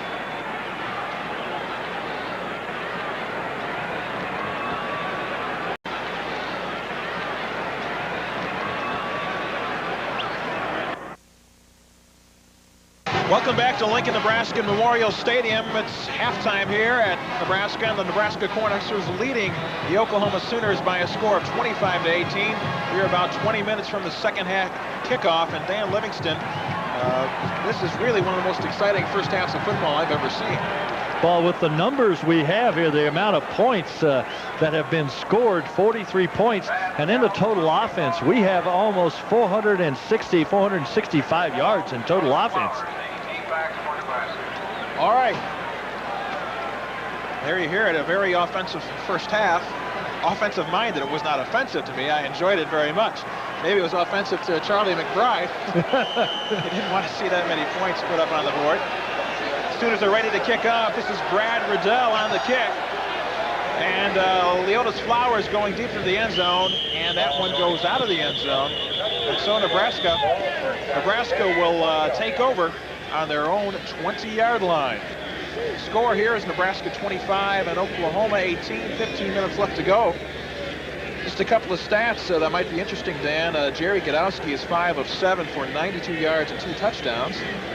Let's see, we have Ken Clark with 56 yards on 13 carries. And Richard Bell, 3 yards on 37 carries. We're ready to go here now at the start of the second half. 25-18, Nebraska leading. Jerry Godowski calls the signals. And here we go. Richard Bell in motion. Godowski pitches to Clark. He has some room. Ken Clark out close to the first down, and he has the first down. And that is the way to start off this second half, Dan Livingston. Okay, let's take a look at the stats from the first half before we show some other plays. There you see very even, Dan, in a lot of areas. In fact, running and passing, not much difference between either team. Well, it does look extremely even, and probably the big difference there is 82 yards in Oklahoma in passing. All right, possession time fairly close. The Sooners had the best of it there. Nebraska with a first down, though, and they will have a 1st and 10 at the 31-yard line. Jerry Godowski calls the signals. He has had a great first half. The pitch out is to Clark. Clark looking for running room. He turns the corner, and he is out to about the 37-yard line. Boy, that is really something to see to start the second half there. First play picks up about 11 yards. Now this play picks up 8 yards, and they're really just student body right, student body left. You see Carpenter flying in there making a tackle. The tight end is out there. They get a couple of good blocks, and he picks up about 8 yards. And Dan, that is a good point. After all the trickery and trick plays we observed in the first half, the Huskers have come out with their bread and butter, which is that pitch play to the I-back. Nate Turner now is the third member of that backfield, along with Brian Carpenter and Ken Clark, as we have a 2nd down and 2 at the 39-yard line. This time it's Brian Carpenter, and he moves for a first down. Brian Carpenter picking up 5 yards on the play, and Dan, we'll have to see if your theory about Brian breaking a long one comes true this afternoon. Well, that was breaking one long enough for the first down, and that was the important thing on that, but 3 plays, 2 first downs. I know that Tom in last week's show mentioned the fact he'd like to get Brian more yards, and he has had a little more running room here in the Oklahoma game. 1st and 10 at the 44 Nebraska. 14 and a half minutes left to go in this third quarter. 25-18, the Huskers leading the Sooners.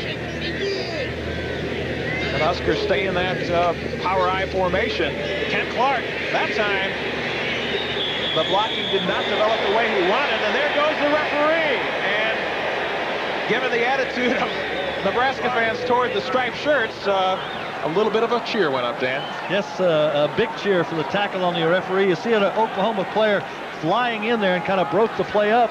They stand up Clark and start pushing him back and right into the referee, and he gets it, but not hard. Not hard. That wasn't a hard tackle on the referee. That was Jason Belzer, a sophomore defensive strong safety, who made that play, and a fine defensive play it was. So we have a 2nd down and 12 situation. It's the first time the Sooners have stopped the Huskers here on this drive in the second half. Gadowski will throw it. Looking downfield, he has his man. That's John Bostic. John with a first down at about the 42-yard line. Boy, a nice throw there as Bostic made a real good move and had got free by about 5 yards, and Jerry just hits him on the numbers here. See Jerry going back, setting up straight in the straight drop, and then just dropping the ball over the middle, and you can see there that Bostic had got into the open. Great throw, great catch. John probably a little disappointed he didn't go all the way on that one. That's right, it brings his average down. All right, we have a 1st and 10 from the 42-yard line. About 13 minutes left to go in this quarter. The Huskers are on the move. Carpenter and Clark, the setbacks for Nebraska.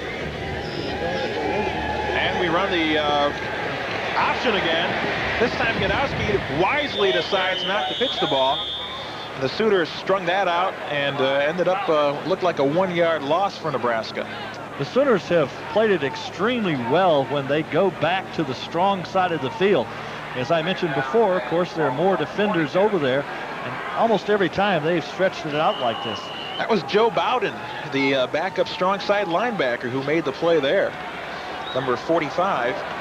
And that'll set up a 2nd down and 10. No gain on that play. Nate Turner is in the backfield. John Bostic split out wide for the Huskers. Gadowski rolls out looking for Bostic. Wide open! Bostic at the 30, the 25, and brought down at the 23-yard line.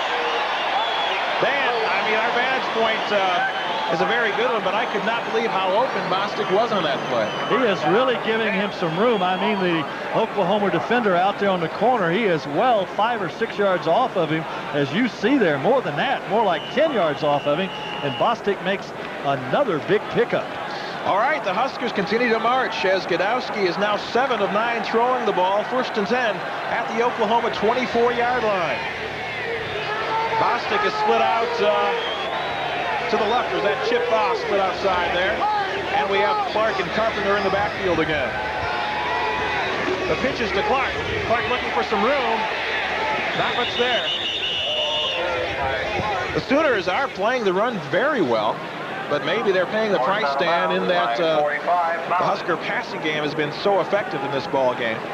Osborne always does it, of course, but the calling in this ball game, the calling of the plays in this ball game has just been marvelous. He comes out the first 2 plays and goes student body left, student body right, brings the defenders up. They know they have to cover the run, and then he pops a couple of big passes over the middle.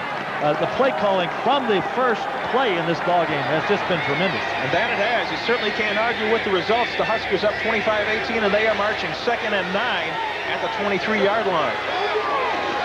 Godowski looking to throw.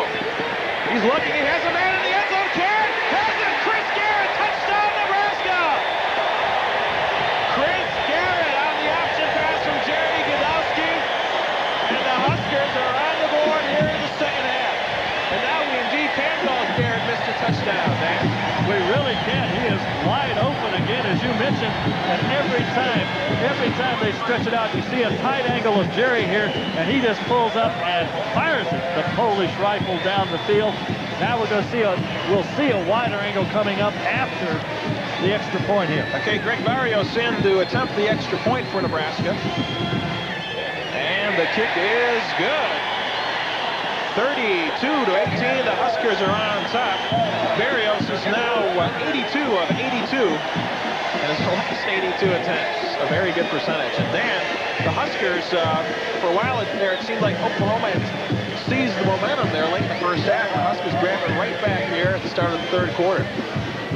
It really is something. They have just marched down the field, and you hear this said by a lot of colored people, so I'll go ahead and say it again to make me seem like I know what I'm talking about. But that was a very important drive. Of course it was, as you mentioned, to go back out and take control of the ball game and put that spread back out there to 2 touchdowns at least.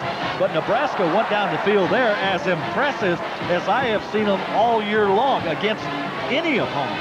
And I, once again, to reiterate what we said before, I am shocked at the looseness of the Sooner secondary. I mean, there have been very few plays where the Husker receivers have been covered. A very impressive drive, 80 yards in 9 plays. Chris Garrett catching a 23-yard pass from Godowski, and Godowski was 3 of 3 passing for 59 yards on that drive. And there you see the score, the time remaining here in Lincoln, Nebraska, 32-18. The Huskers lead the Sooners, 11:42 left to go in the third quarter. Chris Drennan now into kickoff for Nebraska, and deep we have Otis Taylor and Duell Brewer for the Oklahoma Sooners. There's the kick. It's going to be a little bit short again. That is Taylor at about the 13-yard line. Taylor has a seam, and he loses the ball. It's loose. And I believe that's going to be Oklahoma's ball because nobody regained possession on that. They marked it down. They marked it down. Now we're going to see the touchdown again from Jerry Godowski here. A little fake in the backfield, and he rolls, which pulls everybody up. And look how open he is again. My goodness. And Dan, I guess we can see the reason why the Husker receivers are so open off that play action. I don't think Oklahoma maybe has ever seen anything like that this season. Certainly the inexperienced secondary not reacting the way you think that they would. All right, 11:35 left to go. The Sooners have it at the 37 off that nice return by Otis Taylor. That is Ted Long in motion. The pitch goes to Brewer. Brewer trying to get outside. It looked like he had a hole, but it closed quickly. Randall Jobman, one of those in there. Randall Jobman did an extremely good job there of taking on the blocker and just stopping the blocker right there and also making the tackle. He just straightened up the blocker, pushed the blocker off, and made the tackle. Of course, Jobman filling in for Mike Petco, the sophomore sensation, who is out with a knee injury. Jobman, one of the co-captains, a senior from Oshkosh, and he is certainly very experienced. 2nd down and 7 for the Sooners. Collins with a nice pitch to Brewer, but to no avail. Finally, Jobman wraps up Mr. Brewer. And the Sooners are going to face a key 3rd down situation. And this Memorial Stadium crowd is getting into this one, man. They really are. Everybody's up on their feet, and they're going. As we see the replay here, you see that Pro firing in there again and taking down Collins. And there were so many Nebraska defenders over here that they couldn't get out of it and stop them. Big 3rd down. Big 3rd down. You have to give Pro credit there. He really disrupted the timing of that option. Now it's 3rd down and 6 for the Sooners. They've been successful in the past. In the first half they were. That's Ted Long in motion. Collins is looking to throw. There's nobody open. And he just throws it away. Ted Long was trying to get to the outside, but boy, there was no go there. Reggie Cooper on the coverage. And the bottom line, the Husker Black Shirts hold the Sooners on their first series. And Brad Riddell will have to come in and punt for Oklahoma. Well, it looks like Oklahoma and those series are going to have to get more than 2 people out in the pattern, and they only had 2 people out that time. They certainly did not give Mr. Collins much of a choice as far as the receivers. All he could do was loft it long. All right, here's Riddell on the punt. That's Tyrone Hughes. Hughes at the 8. Some nice blocks, but he is going to be brought down after about a 2-yard return. So the Huskers will take over after that fine punt by Brad Riddell. A 51-yard punt. Of course, that was with the wind and a 2-yard return. So the Sooners get the best of that exchange, but the Husker offense is back on the field. And really, Oklahoma, if you think about it, Dan, has not been able to stop Nebraska yet.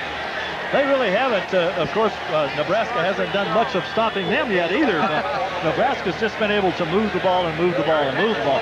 Now that we're back out to a 2-touchdown lead, what you'd want to see Nebraska do now is take this ball, the 87 or 88 yards they have, and take about 9 or 10 minutes off that clock in doing so. And I think Tom Osborne has to be pleased. As you mentioned, his scheme of plays today has almost worked to perfection.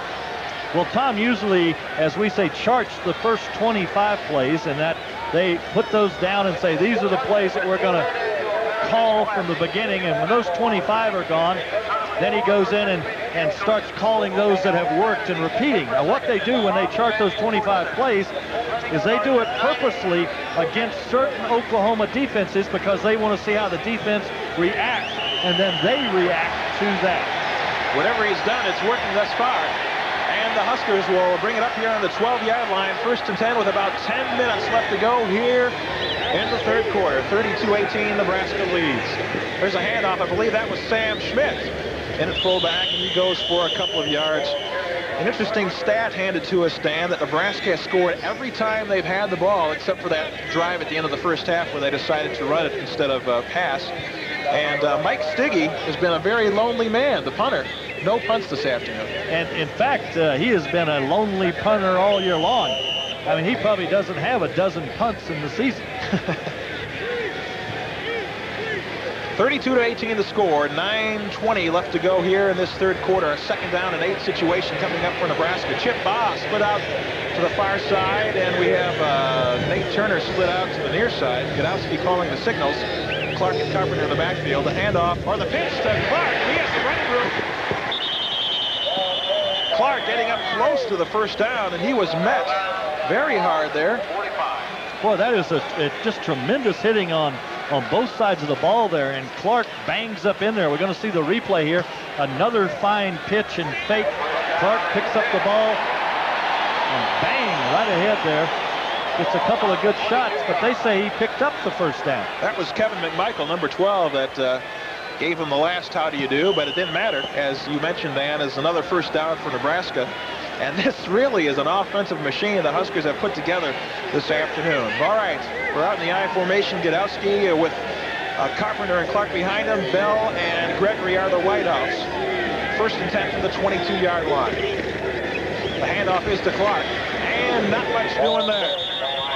Stacy Dillard, number 77, Dante Williams, the nose guard, among the host of Sooner tacklers greeting Mr. Clark. Clark chose to break that back to the weak side that time. Thought he saw a hole over there, but that hole closed quickly, and he only picked up about 1.5 yards. All right, Ken Clark thus far in the ball game, 84 yards on 19 carries, and none of those yards has come very easily for the senior from Omaha Bryan. All right, we have a 2nd down and 8 from the 24. John Bostic split out wide, and Nate Turner split out left. Carpenter and Clark to setbacks. Godowski looking to throw. He has a man open. It's Nate Turner. Turner at the 45 and brought down at the 47. This is just phenomenal the way the Husker offense has moved here in this ball game. Nate Turner wide open, crossing over from the far side of the field, Dan. Yes, and here's a man that they questioned earlier in the year of whether he could throw the ball. Man, he has been right on target, but boy, what a great catch there also. Nate Turner, 220 pounds, and he is a load to bring down after he catches the ball. So the Huskers are at their 47 now with a 1st and 10. They're in the spread formation. Brian Carpenter, the lone setback. Let's see if we have a reverse here. Well, we have Brian Carpenter up the middle. I think I'm going to quit trying the my-handed play calling, Dan. Tom's doing a pretty good job. Yes, he really is, and he keeps pounding Carpenter in there, and of course what that does, it lets the Oklahoma defense know that they've got to stay at home inside and play it. If they don't, then Carpenter's going to break a big one, and then Tom will come back with either that cut underneath on the pass pattern. I think that's what we'll see this time. All right, we have the spread formation again, 2nd down and 8 from the 49-yard line. Bostic to the top of your screen, and Gregory split out wide to the bottom. Here's the double reverse. That's Nate Turner. Turner has some room and is close to the first down. Oh, yes, the way they marked the ball. He has the first down by a couple of yards. I'm sure Oklahoma did not even know that Nebraska had this much diversion or this much deception in their playbook. I was going to say, Dan, that has to be tough if you're a defender, no matter how talented, with all the things that are being thrown at them right now. And did you see he was on the bottom out front blocking there? Jerry Kanowski. The guy does it all. He's probably selling tickets before the game. Jake Young leaving the field for Nebraska now, perhaps with an injury. David Adil now in at center, number 58 for Nebraska. 1st and 10 at the Oklahoma 41 as the Huskers continue to move the football. Ganowski keeps, escapes the tackler. He has some room. The pitch. Oh! That is probably the first bad decision that Jerry Ganowski has made all afternoon, and he knows it. Well, what a great play there by the Sooner defender. He actually hits this ball in the air and knocks it down, and it bounces right back up to him. Watch this. Greg DeQuazy. Yeah, that is. And he did almost intercept that pitch out. And you wonder if perhaps Ken Clark was not trailing the play as much as he should have, because Jerry had to pitch that out in front of him. In any event, that is a turnover. The Huskers have stopped themselves, and the Sooners have the ball 1st and 10 on the Nebraska, or on their own 29-yard line. 7 minutes left to go here in the 3rd quarter. The Memorial Stadium faithful chanting defense. Ted Long in motion now. The pitch is to Brewer. Maybe a reverse, and the Huskers have smelled this one out. Long is going nowhere. And Dan, really, from our viewpoint, that was not particularly well executed. It was not. I don't think, although the Nebraska defenders are very, very good, I don't think there could have been that many of them there. You kind of read this thing from the beginning. I think the guy who ends up with the ball here started a little early, right, and was looking in, and Nebraska just smothered it. And Brewer, the initial ball carrier, kind of pounded the ball out in front of him as if he was going to do something with it. That's a loss of 6, and the Sooners will face 2nd and 16. The crowd into it now. There's nothing more fun for a Nebraska audience than to be whipping up on Oklahoma. The pitch is to Brewer. He has some room and is brought down by Reggie Cooper on the outside, and that was Mike Murray somehow coming over there from his middle guard position and making the stop. Boy, he covers a lot of ground here, but this is a well-executed play, and the pitch, you see Collins did it again. But you're right, Murray comes over here, and the shortest guy on the field keeps moving and pursues the play and makes the tackle. Big 3rd down here, 3rd and 3. All right, 3rd and 3. It seems like the Sooners have faced this situation many times before in this game. Last time the Huskers stopped them. Let's see what happens here. The handoff is to Brewer, and I believe that he has the first down. The Sooners had 2 people spread out wide on either side of the field trying to spread the Husker defense, and it may have worked. But this is going to be very close, Dan. Yes, it is. In fact, the marker people were already about ready to move the flags before they looked at the officials. Now they do move them, and it is a first down. All right, the Sooners pick up a key first down there, just barely, but they keep the drive alive. The clock's still ticking away, and that is definitely in Nebraska's favor at this point. 32-18, Nebraska leading this game. There you see the rushing totals. The Sooners and Nebraska pretty much matching each other in that regard. The big advantage for Nebraska in the passing game. Here is Collins pitching out to Brewer. Brewer gets a great block and moves outside. Finally brought down on the outside by Tyrone Bird. But certainly some nice blocking here, Dan. Very nice blocking, a good pitch, and Collins gets it again. A nice block right there. That was Leon Perry, the fullback, and he crunched to Han Lewis, who came up doing his job really and forcing the play, but it was just too fine of a block to overcome. 2nd down and 1. as the Sooners continue to march the football down the field. Power football, the name of the game thus far. Collins looking to throw. Under pressure, he goes deep. It could be intercepted. It is! It is! That's Tahan Lewis on the return. He has some running room. Tahan Lewis finally brought down in midfield. So the Sooners went away from that power game. I think they tried to catch Nebraska napping there, Dan. And that was an extremely bad throw. He threw that ball up. There were 3 people back there covering him, and then Tahan Lewis cut underneath and picked it off, but there was no chance of having that ball complete.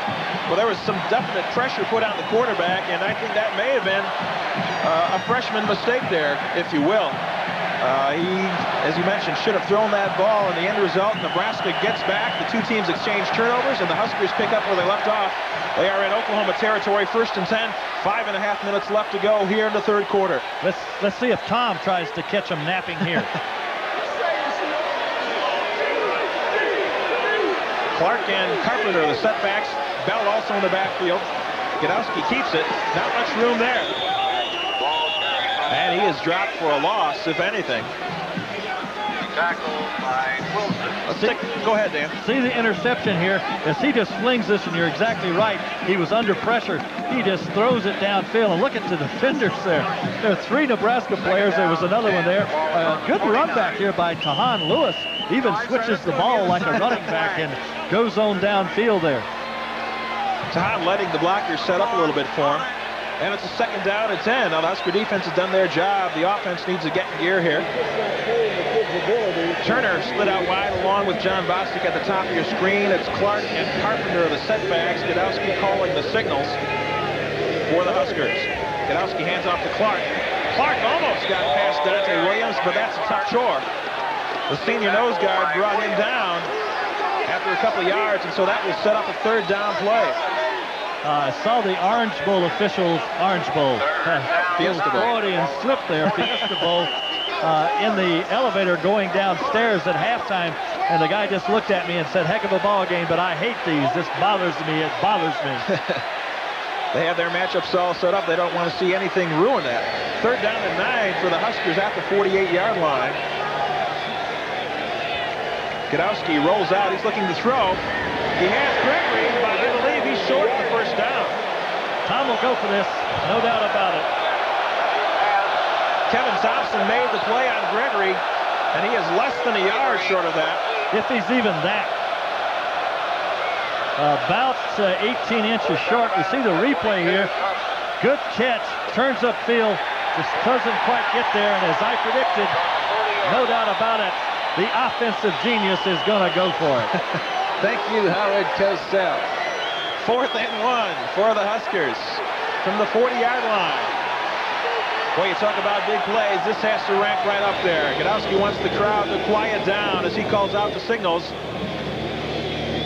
Clark and Carpenter, the setbacks here. The handoff goes to Clark, and he leaps for the 1st down. No question about that. And unless we have the worst spot in history, Dan, there's no question the Huskers have picked up a 1st down. The clock continues to run, less than 4 minutes left to go. And they are calling for the chains?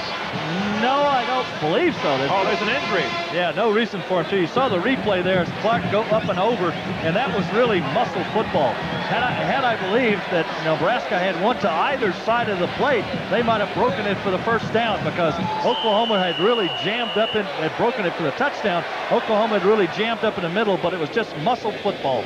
All right, Jake Young left the field again with an injury. David Adil back at center for Nebraska. 1st and 10 from the Oklahoma 38-yard line. Gadowski looking to throw. Looking to throw. He has Gregory open. Touchdown, Nebraska! Oh, my, what an aerial display Jerry Gadowski is putting on. This is shades of Steve Taylor in the UCLA game a few years ago, Dan. It really is, and they did a little cross there as the 2 receivers crossed and almost a pick, and Gregory was wide open, and Jerry was right on the numbers again. This is absolutely tremendous. Going to see 2 angles here as the play fake again. Jerry cocks and fires, and you'll see how on target it is. Man, this is like watching one of those 7-on-7 drills in practice. It really is. You see the 2nd angle here. Jerry goes back again, cocks, and really fires this ball with a lot of authority. And Gregory's behind the defender again, and we see 83 in a row. Ooh, Greg Barrios puts it through. Nebraska leading 39-18. I remember a prediction last week of 38-17 by Fearless. That's right, but I believe there are going to be some more points put up here by Nebraska, but at least Nebraska has got that margin out where now Oklahoma is extremely vulnerable, because with only 18 minutes left to go, they cannot play that control football that they were playing in the second quarter, banging it down the field. They're going to have to take some chances, and that really just feeds right into this Nebraska defense that's so fast, so quick, and pursues so well. I'll tell you how quick fortunes change. The Sooners certainly were very much in this ball game. They still are, obviously, but they had recovered that fumble. They had picked up a couple of first downs. They went for it all and came up short. And right now the result, Nebraska leading 39-18. The Huskers moved 49 yards in 5 plays on that drive. Morgan Gregory, of course, with a 38-yard pass from Godowski, and that was Jerry's 4th touchdown pass of the game, and that gives him 19 for the season. And that is a stat unheard of since the days of David Humm and Jerry Taggy. It really is. I mean, you have to go back to a guy who's thrown the ball as well as Jerry has thrown it, back to those guys that you mentioned there, who went on to good careers in professional football. All right, Chris Drennan has it teed up with 3:37 left to go here in the third quarter. Drennan kicks off, and that's going to be Dwell Brewer, a very busy young man. He has it at the 3. He's at the 20, and he doesn't get much further than that. He's stacked up at about the 23-yard line. All right, here's a look at that touchdown pass again, and Dan, Jerry Godowski, listening to these numbers, 11 of 13 for 220 yards and 4 touchdowns. Those are Heisman numbers, there's no doubt about it. We've been talking about this guy all year long, and what he's done other than throw the ball and run the ball is his tremendous leadership and his example, and I think he really has shown through example what this team can do and sort of pulled them forward himself. All right, we have the 1st and 10 at the 24 for the Sooners. The handoff up the middle to Perry. And that will not get Oklahoma their lead back. At halftime, I talked to Dean Blevins, the Oklahoma announcer, who I believe was the former Oklahoma quarterback, and he was very worried from an Oklahoma standpoint. He knew they were still in the ball game, but felt the Huskers had the upper hand and could move to a bigger lead in the second half, and he has turned out to be a prophet thus far. 39-18 the score with 3 minutes left to go. And we have a 2nd down and 9 situation at the 25-yard line.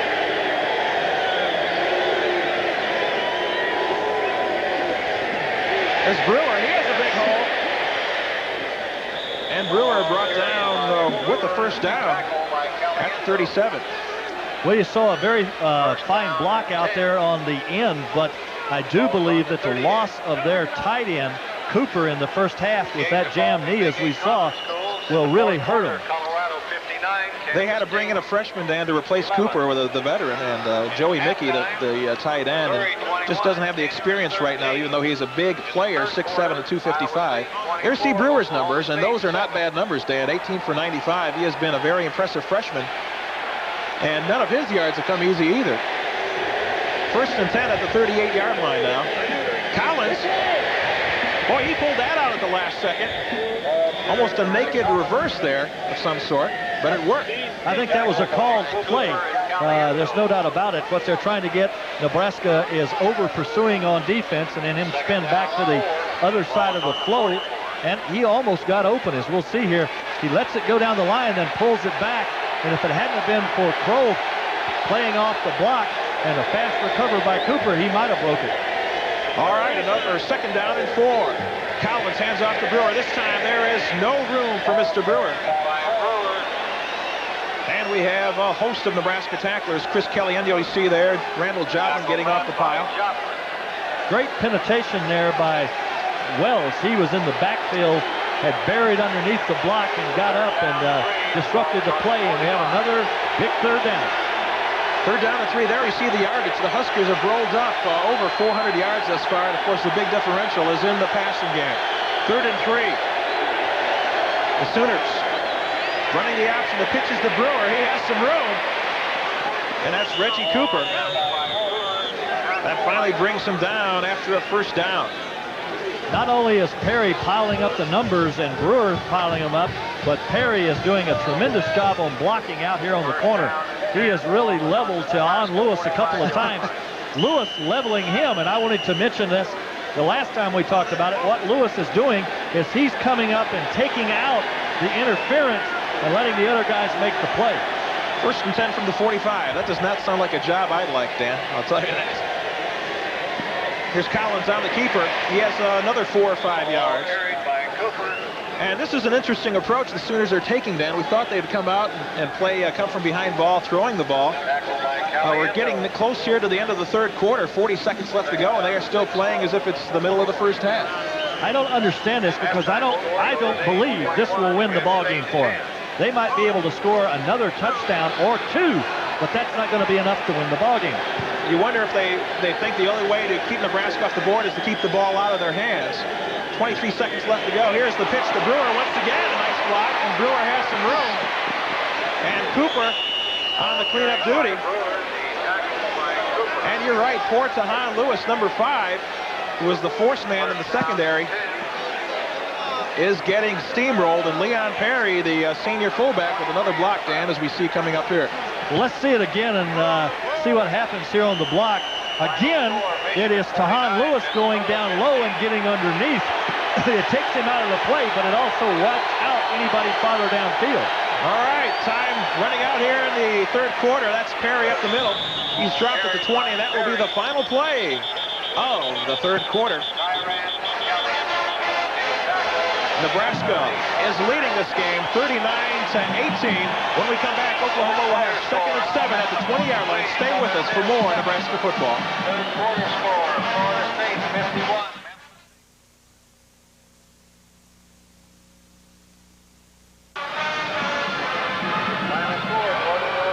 Welcome back to Memorial Stadium. We're ready for the start of the 4th quarter. Nebraska leading 39-18, but the Sooners are knocking on the door. Nebraska has outgained Oklahoma 408-3, 28 after 3 quarters of play. 2nd and 7 now as Collins brings the Sooners up to the line of scrimmage. The handoff is to Brewer. Oh, boy, he took a hit in there. I believe that was Tyrants. I believe it was Tyrants, and when Tyrants puts you down, you usually stay there. We're going to look at the current stats here, and these are tremendous. Look at Nebraska, the edge in 1st downs. Oklahoma has an edge in rushing. The big differential once again in the passing game. And look at Jerry Godowski's passing statistics, 11 of 13 compared to 1 of 4. Now that one pass that Oklahoma completed was for a touchdown, but they haven't done much since, and they're going to have to put up the ball if they're going to win this game. Another 3rd down play, Dan. 3rd down and 5. That is Perry in motion. Collins on the keeper. It's kind of stacked up. He pitches it outside, and a great pitch it was. And Brewer picks up the 1st down. Well, they've just almost gone away after that interception. They've just almost gone away from the throwing game. They don't even, that time it was 3rd down and 7, and they didn't even come up with a men split out anywhere. But a great pitch here enables them to pick up the 1st down and keep the drive going. Well, that takes tremendous poise to do that because he was very close to being tackled for a big loss there. Instead, the Sooners have 1st and goal on the 8-yard line. And here we come. The South Stadium erupts in noise. We need a Sooner fumble here. A la Billy Sims about 10 years ago. Oklahoma having trouble hearing the signals, perhaps. Collins, I believe Collins is keeping. And it's no go. That's Pat Engelbert, the backup nose tackle from Columbus, making the play along the line of scrimmage. And I don't think he gained anything, a yard perhaps. 2nd and goal. As you could see there from the beginning, that play was a little messed up to start with. Collins put it in Perry's middle and pulled it back, and then he was put to the carpet with authority. All right, we have 2nd down and goal from the 7-yard line now. Guess is split out wide. And that play goes nowhere. Or what do we have again? Another fumble-rooski. Another fumble-rooski. Boy, I've never seen that called twice in a game. This is something else. This is incredible, and Osborne is going to say later, boy, I'm really sorry I invented this thing. Look what they're doing to me with it. Mike Sawatsky is making a career out of running this Fumblerooski, and he has it down third and goal from the 1-yard line. He just barely missed a touchdown, so the Huskers may be able to hold him out here. Perry, and there is no signal yet. There it is. Touchdown, Oklahoma. It was very close. But the Sooners stay alive in this game with that touchdown play. And I'll tell you, Dan, you've covered football a lot longer than I have, but have you ever seen that Fumblerooski used twice? No, I have not seen it used twice in one ball game. We see the touchdown there as he burrows underneath and gets in there, but seen it used twice in almost the same position. Right, close to the goal line. Almost an unintentional Fumblerooski there. This is Lasher in to attempt the extra point, and RD puts it up, and it is good. So with 12:49 left to go in this ball game, Nebraska leading 39-25. But Dan Livingston, we have seen too many heart-stopping and heartbreaking finishes on this field to think that Nebraska has this one locked away. Oh, there's no doubt about it. I was just sitting here thinking, though, with only 12:49, about the only way I think Oklahoma can win the ball game is with either tremendous defense, of course, or if Nebraska turns the ball over. And they've been, well, I wouldn't even say it. I wouldn't even say it and jinx them, but I think it's going to take a turnover or something like that for Oklahoma to get back into the game. That drive for Oklahoma, another very impressive one, 76 yards on 13 plays. And Leon Perry, of course, put it across. And the big play was that Fumblerooski by Sawatsky, which fooled everybody, the announcers, our camera people, and I'm sure the Nebraska defense as well. See Harry Husker signing autographs there, a very popular type guy. You think Harry has trouble getting dates? No, I think not. Not at all. I'd hate to see one of his dates. On a Henrietta Husker or right, the female mascot. 12:49 left to go here as we are just about ready to tee it up here for more Nebraska football. The Huskers really haven't been stopped this afternoon. Riddell in on the kickoff, and that is Tyrone Hughes and Leotis Flowers. And Hughes takes it a yard deep in the end zone. Oh, you better run it, Tyrone. You better run it. And he has some room. For just a second there, that delay almost worked in his favor. But then we almost had a repeat of what we saw last week in the Kansas game. And that was not Tyrone's fault. I believe that was Bell's fault for telling him to stay in. Boy, almost a fumble there on the touchdown, as you see on the replay. And Collins did a good job of recovering and getting it off. So the Sooners, in very impressive fashion, get back in this ball game. The Huskers will take over with a 1st and 10 on their 17, and this could be one of the crucial drives of this game. We see Jake Young, I believe, is back in at center for Nebraska. That's good news. Morgan Gregory, the only split-out receiver for Nebraska, as Clark and Carpenter are the setbacks. Clark in motion now. And here's the reverse with Richard Bell, and that hole closed in a hurry. I thought Bell might have some room, Dan. Yeah, it looked like it had some room, and it also looked like if Jerry would keep that ball and fake that reverse, that he would have been wide open, because Oklahoma is really closing the holes in a hurry and pursuing after everything, and I think a little misdirection would really catch them off balance here. That was Wayne Dixon, the outside or left end, as they call it in their nomenclature, who fought off the block from Chris Garrett and made the tackle. We have a 2nd down and 10.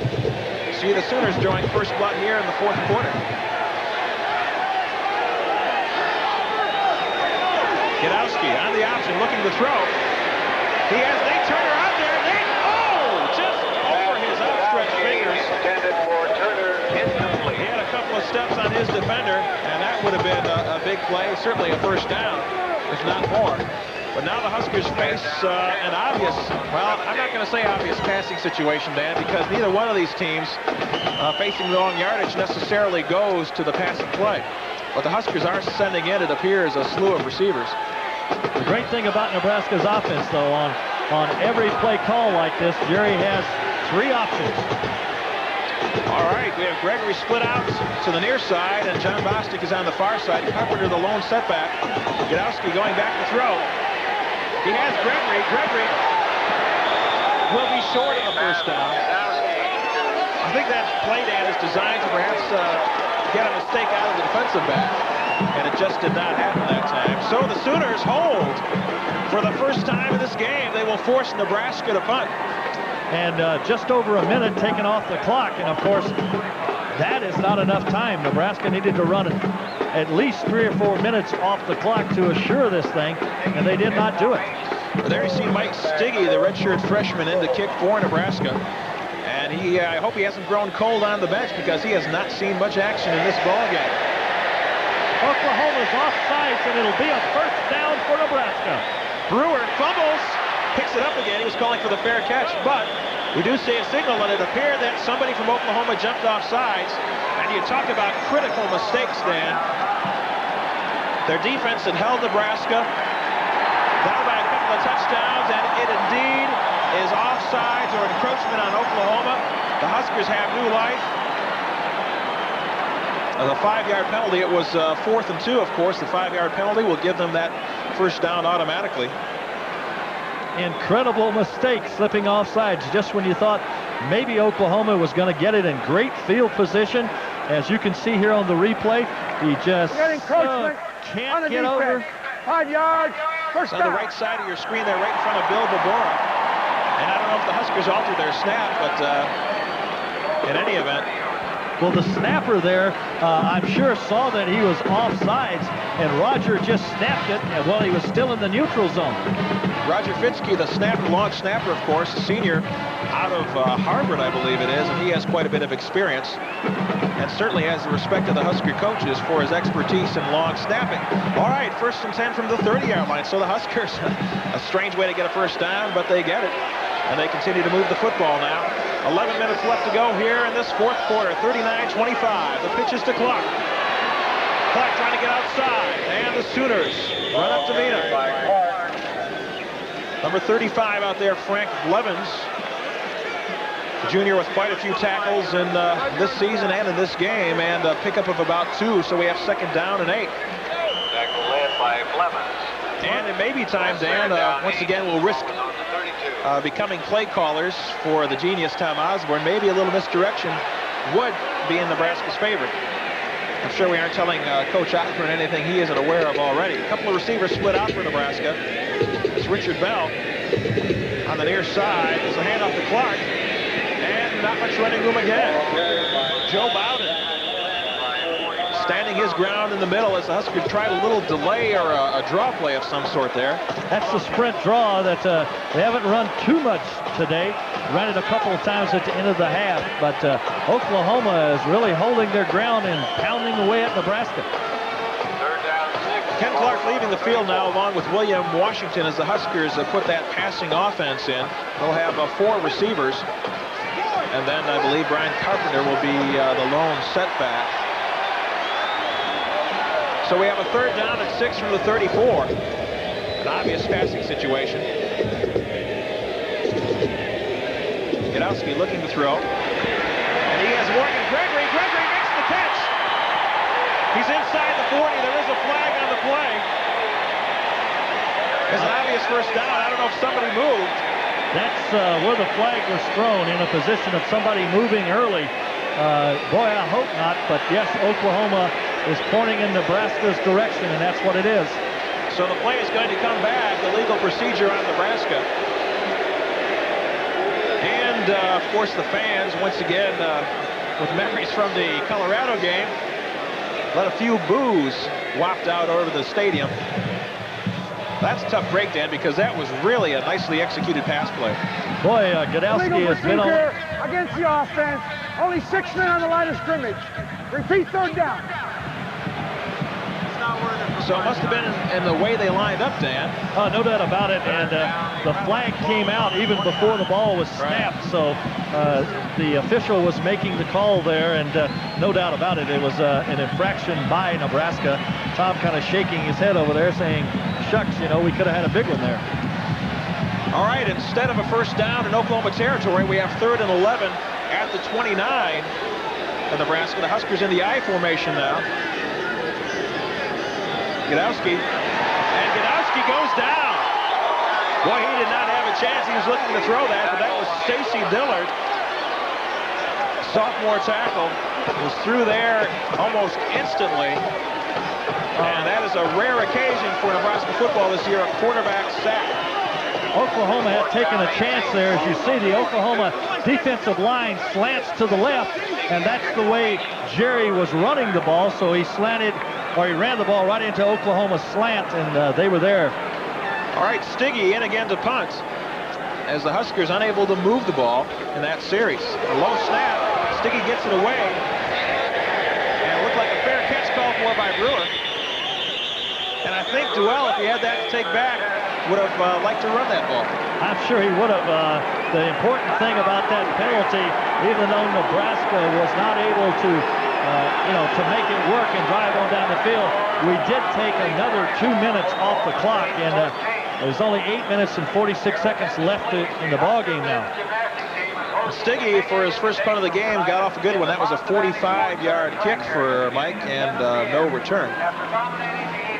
8:46 left to go here at Memorial Stadium, and what a ball game this has been. 39-25, the Huskers lead. The Sooners will take over. And I think this will be a most interesting 8 minutes and 46 seconds left to go in this game. How many times have we been sitting here in Memorial Stadium, of course, and see Oklahoma come back? You know, the irony in the 80s in this series is that Oklahoma has won up here and Nebraska has won down in Norman. And the guy that's been on the road has had the best of this, and we just hope that doesn't happen today.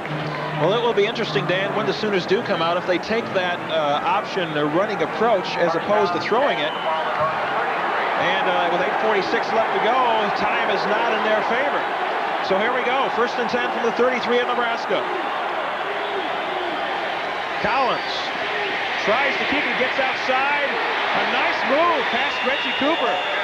Whoa, get out your dancing shoes on that one. Oh, just a tremendous move, and I've really been impressed with Collins, both with his running ability and how much pounding he has taken today. Now watch this little move here. As I said before, I'm here. No, I'm not. I'm gone. Wow. Right on by he goes. Good move. Tell you what, you really don't look forward to the prospect of facing Mr. Collins for the next 3 years. First down for Oklahoma at the 46. That is Otis Taylor in motion for the Sooners. Collins, the handoff to Brewer. And he has stuck very hard. Not much of a gain there. Pat Tyrants, and it seems from our vantage point, Dan, that Pat has been on quite a few tackles this afternoon. He's playing a heck of a game, and Wells was also in there low and tripped him up from the bottom, and then Pat Tyrants just nailed him down. A gain of 2 on that, and it brings up a 2nd and 8 from the 48. The clock continuing to tick away in Nebraska's favor. Sending in a late play call there, which is going to force Oklahoma to go the line in a hurry here. Only 10 seconds left on the clock. That was Peter Schmidt, the tight end, coming in. 2nd and 8 now. Collins pitches out to Brewer. The Huskers converging. Brewer is stopped. And Dan, that time, Tahan Lewis was not to be denied. He played off the block and made the tackle. Yeah, he fought through that block that time rather than go down and cut his legs out from underneath him. So maybe the Nebraska coaching staff has changed their philosophy on that type of knocking down the defender instead of fighting through it. And then, guess what? Another 3rd down situation. We've seen it so many times in this game. The Sooners send out Arthur Guess as the wideout. Bruce Pickens picks up the coverage on him. Otis Taylor in motion. And Collins looking to throw. The rush is on. Collins going downfield. And it is incomplete. Guess was open, but the pass was underthrown. And Tahan Lewis is down as he converged there. I think he got kicked in the knee, and Tahan Lewis is down on the field. But that ball was just underthrown is all it was. Perry is also down in the Oklahoma backfield. So we have a couple of injuries. I think Tahan might just be shaken up there. He's walking a little gingerly. Perry might be a little more serious. They are still attending to him. The Huskers had some good pressure on Collins. Now this receiver was really wide open, and Collins just could not get the ball to him. We have an isolation here, and he puts on a move and goes to the inside and turns Pickens around. But boy, the ball was just short. And Arthur Guess, the receiver on that play, he's the guy that scored the touchdown in the first quarter, as you mentioned, Dan. That was a fine move. But once again, one thing to mention, the pressure that was on Collins there, forcing him to unload that ball perhaps sooner than he wanted to, or certainly not with the being able to set his feet the way he wanted to. There you see Leon Perry, the senior fullback, still down on the field, and the Sooner training staff trying to get him up and going again. And so we're going to have a little break in the action here. 7:13 left to go in this ball game. Nebraska leading Oklahoma 39-25. And Perry up on his feet rather gingerly. And listen to this Nebraska crowd. I am so proud of them, the way they've been in the ball game today and the way they show appreciation for other players. Not like some other crowd that I can remember about 2 weeks ago. Those idiots down in Colorado. I'm telling you, that was really something. But the Nebraska crowd is really appreciative of good play on both sides of the ball. All right, Dan. We're going to get some calls from Denver, I'm sure. And the Sooners are going for it. 4th down and 7. This could be the ball game right here. 4th and 7. Oklahoma going for it. Collins looking to pass. He has time over the middle, and he has Arthur Guess. And that is going to be a first down, and you can't cover a receiver any closer than Tahan Lewis had Arthur Guess covered. A really good throw by Collins here. He really rocks back, plants his feet, and fires this one in there. That's just on a rope across there. Tahan Lewis had great coverage, but Coach Gary Gibbs now perhaps thinking his team has a chance as they are marching down the field. Less than 7 minutes to play. Brewer had the handoff, and he goes nowhere. The Huskers have really plugged up that middle in a fine fashion this afternoon. And that's just not going to do it. Those types of calls are just not going to win this ball game for you. My goodness, you know, that's going to take alone. That type of call is going to take 45 seconds, 35 seconds off the clock, and they can't afford to do that right now. Right now, both teams with their full complement of timeouts. There you see the clock ticking away. Nebraska a 14-point lead. Collins looking to throw. He's going deep. Nobody. Nobody there. It was almost caught. Tahan Lewis almost had the interception. Tahan Lewis got a hand up and knocked that one away at the last moment. The defender was out there. We see an isolation, a good shot here. Pickens has him covered to the outside. Now Tahan Lewis comes over and watch this hand. Up in the air at the last minute. Ding. Whoa! That is a tremendous play by Tahan Lewis. All right. Well, that caused a brief stir in the audience there. I'll tell you what, that Art Guess has really impressed me as a receiver. 6:20 left to go now. 3rd down and 8 from the 34. As Otis Taylor comes out wide. Sooners with 3 wideouts now. And they go with the handoff to Brewer. Dan, I do not understand that at all. Nope, just not the proper call, but I'm sure they're saying we're going to go for it on 4th down, and they were trying to catch Nebraska napping there a little bit. It's one of those plays, if it works, you say, oh gosh, what a great call, what a great call. If it doesn't, it gets swallowed there, as Nebraska did. It's a terrible call, and as it ends up, it was a terrible call. Ray Valadon, the senior tackle, playing his last game at Memorial Stadium, in on that one. Once again, we have a 4th down and 10. Let's see if Mr. Collins can come up with another miracle. He has plenty of time. The rush is on. Plenty of time. Oh, he went down. And the pass is kind of lost from his hand. I'm not sure what the penalty flag is for. The penalty is for the ineligible receiver? Yeah, ineligible receiver touching the ball is what the penalty is for. But I believe because it is incomplete, there's going to be nothing there. And that's exactly right. If that ball is tipped, we're going to see a little holding here. Tahan Lewis got him and said, you're not going anywhere. But that is a proper call. If the ball is tipped, then anybody, of course, can catch it. So there was no flag there. But, of course, it was 4th down. They didn't complete the pass, and now Nebraska takes it over. And if they start winding this clock down, you're going to hear this crowd just come unglued. All right, 39-25. The Husker fans since 1982 have not seen a Nebraska victory here on their own home turf. So let's see if they can get one today. 1st and 10 from the 36. Gadowski. Gadowski keeps. No, that is Carpenter. All right, Carpenter up the middle. And he picked up a 1st down. And I think that last play may have taken the wind out of Oklahoma's sails, Dan. I mean, that was the ball game there with the clock running the way it is. Nice cutback. See Carpenter covering up the ball and tremendous balance there as he puts his hand down to pick up the 1st down. All right, 5:23 left to go in this game. As we take a look at the rushing yardage from this game and the passing yardage, Nebraska with a big edge there. It's much more even in rushing yardage, but the Huskers on the scoreboard leading 39-25 in what has been, to me, one of the best ball games of this season. All right. 1st and 10 for the Huskers at the 47. The spread formation. Once again, Carpenter pounding up the middle. And they'll have about 4 yards. And the clock keeps on running towards the Fiesta Bowl. And I just want to mention that in that Fiesta Bowl, playing against Florida State, which some people say could be the best team in the nation, Nebraska is definitely not out of this national championship picture, because you start from the top. Notre Dame playing a tough Penn State today, and they have to play Miami, and in the bowl game they could lose. Colorado most certainly can lose in the bowl game against Notre Dame. Michigan has to play Ohio State and then has to go out to the coast. They can lose. Miami can lose.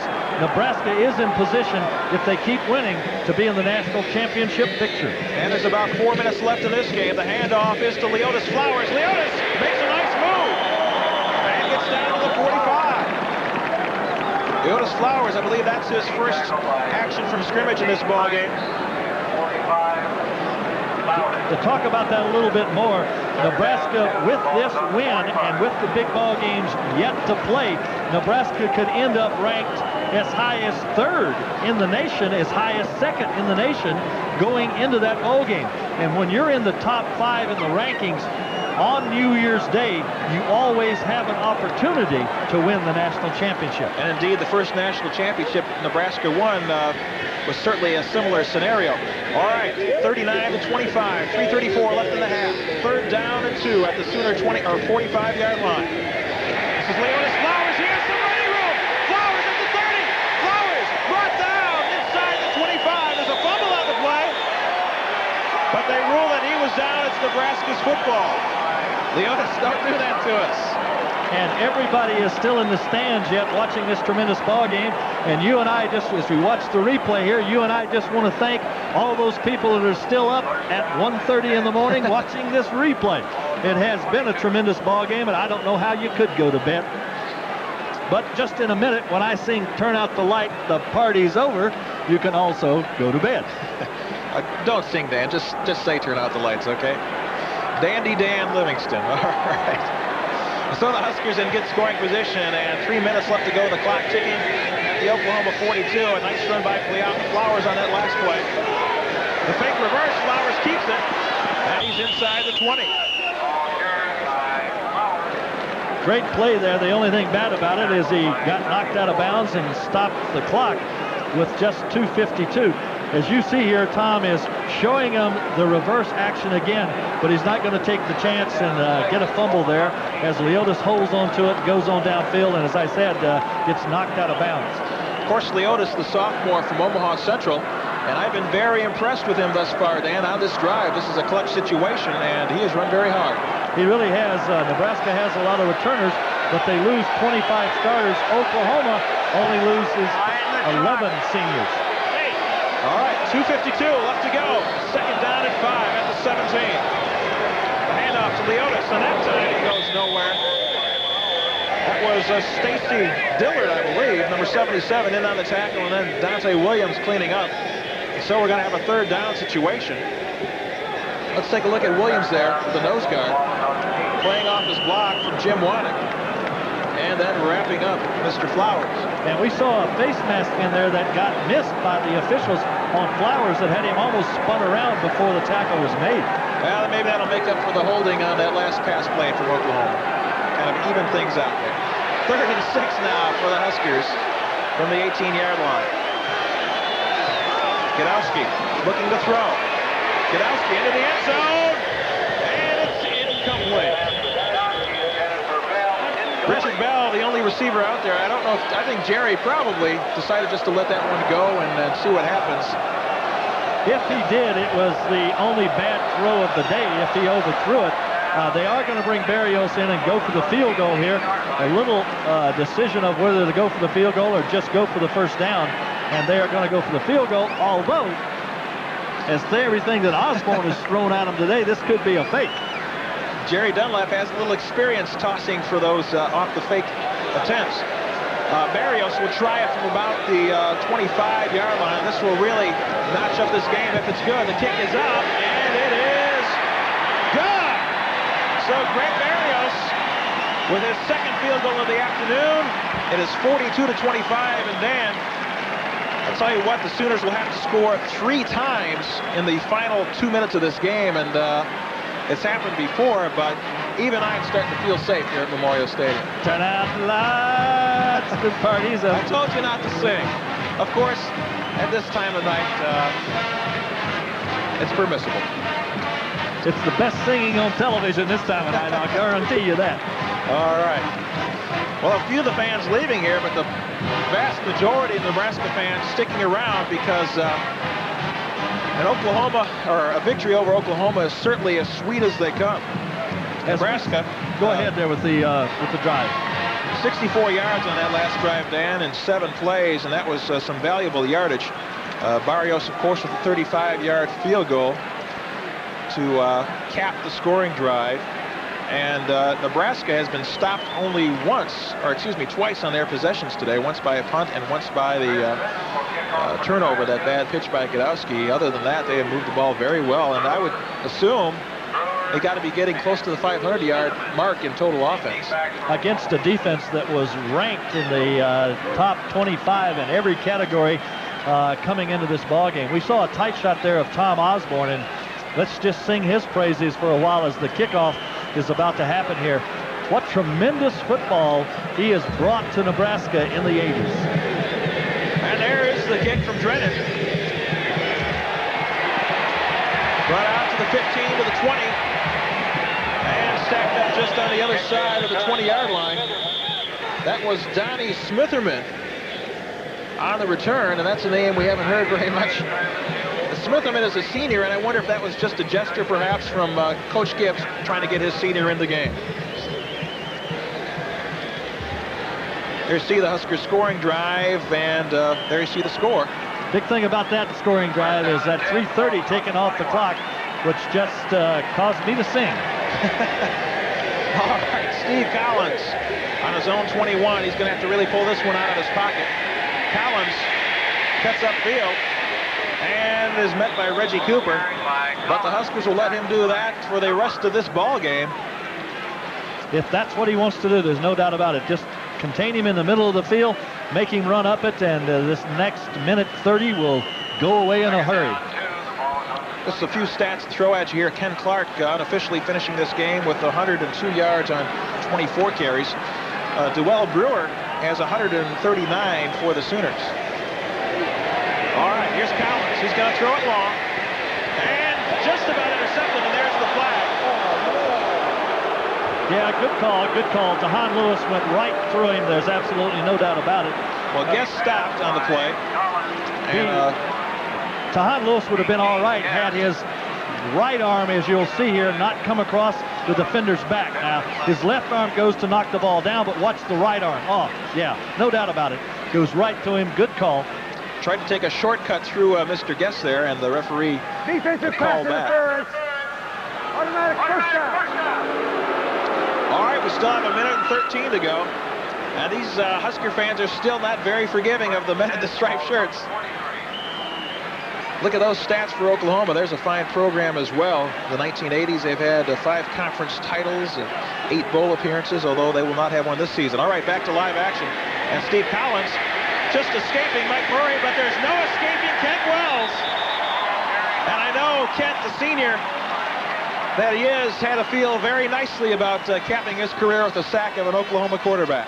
And the two good friends there, Murray and Wells, as you see them slap hands, they've been good friends all the way through their careers here at Nebraska, and they're going to have a nice night for Murray tonight, tribute to him here in town, and also for another senior, Mark Haggett. Right, the linebacker from Creighton Prep, who's been the great special teams player. They have a timeout on the field, and some of the fans are singing the old song, Hey, Hey, Goodbye. So I guess we have a little more singing, Dan, to put up with here. Talk a little bit more about, yes, they do. The whole bunch sings better than I do. It's a chorus, though, of course, against one guy. And we saw another shot there of Tom Osborne. Just a little more about what that guy has done in his 17 years of coaching here.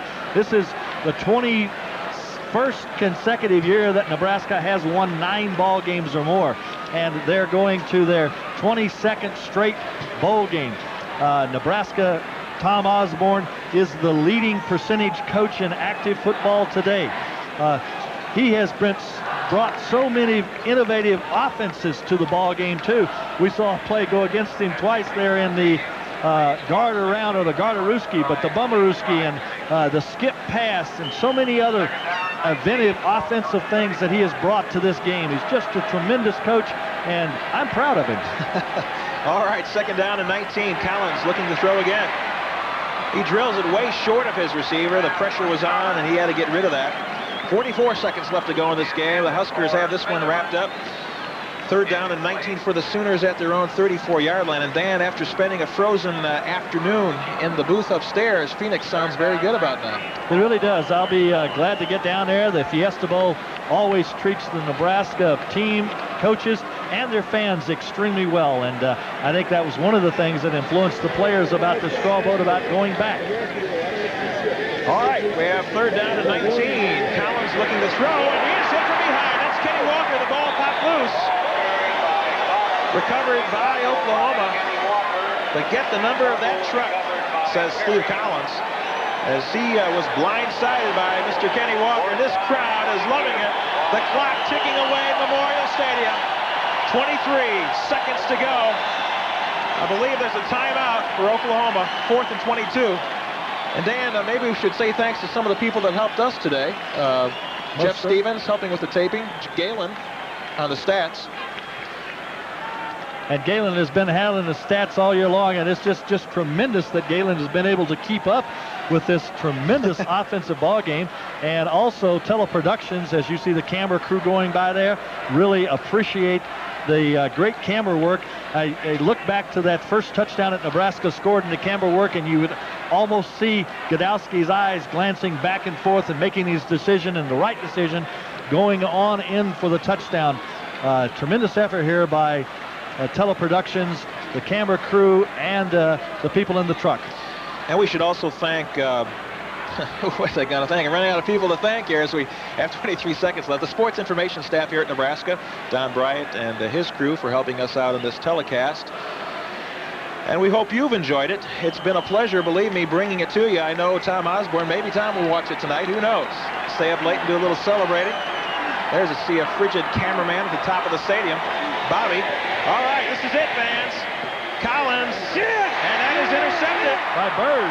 Tyrone Bird on the interception. And he's just going to run out the clock a little bit, makes a little move, and stays in bounds. This is one of the more entertaining plays of the season. He ran 20 seconds off the clock, Dan. Tremendous there with 4 seconds left. Tom Osborne is saying, go in there, drop on one knee, and we'll get this one over. And this Nebraska crowd will stand and give their tribute to a tremendous Nebraska football. There you see a very touching moment with Tom's son Mike giving him a little hug there, saying, great season, Dad, and I'm glad we're going back down there and play a little golf. And the fans are massing on the sidelines. I have a feeling there's going to be a little storming of the field when these final 4 seconds tick off. Mickey Joseph in at quarterback now for this final play. 42-25. Boy, this is sweet if you're a Nebraska fan. Joseph on the keeper. And there it is. They're going for the goalpost. Tom Osborne coming across the field. The fans streaming out of the field. Tom will shake hands, of course, first of all with Gary Gibbs. But the final score from Nebraska, 42-25. Just a great ball game for a Husker fan, a very exciting game. the goalposts. There you see this crew. They have waited a long time, about 7 years for this celebration, Dan. I don't know if we're going to get these goalposts down. They need a little more help, but more people are coming on the field, and the one down here that you see shaking right in front of the score is liable to come down before any of them do.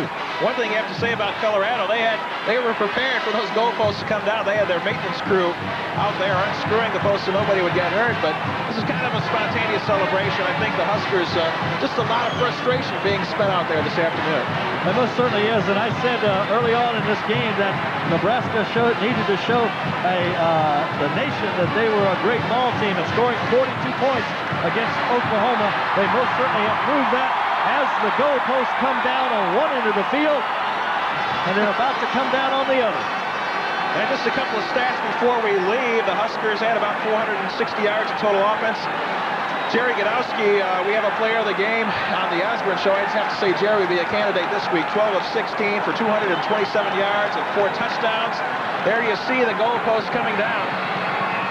And I'll tell you, my player of the ball game is Merlin Klaus, your first debut in play-by-play, and you've done a heck of a job here. Called a great game. Well, thank you very much, Dan. This has been the thrill of a lifetime to do a game like this, and certainly very exciting from the very start of the game. Well, you think we're about ready to sign off here? I'm about ready to hit the hay. It's probably about 1:30 in the morning by the time this airs. And there you see, let's close with the Nebraska fans, a happy celebration, carrying the goalposts off the field, and I'm sure the celebration will still be going on when this telecast airs this evening. Thank you very much for tuning in. This has been a sports video production. I'm Merlin Clausen on behalf of Dan Livingston. Say good night. The final score, Nebraska 42 and Oklahoma 25.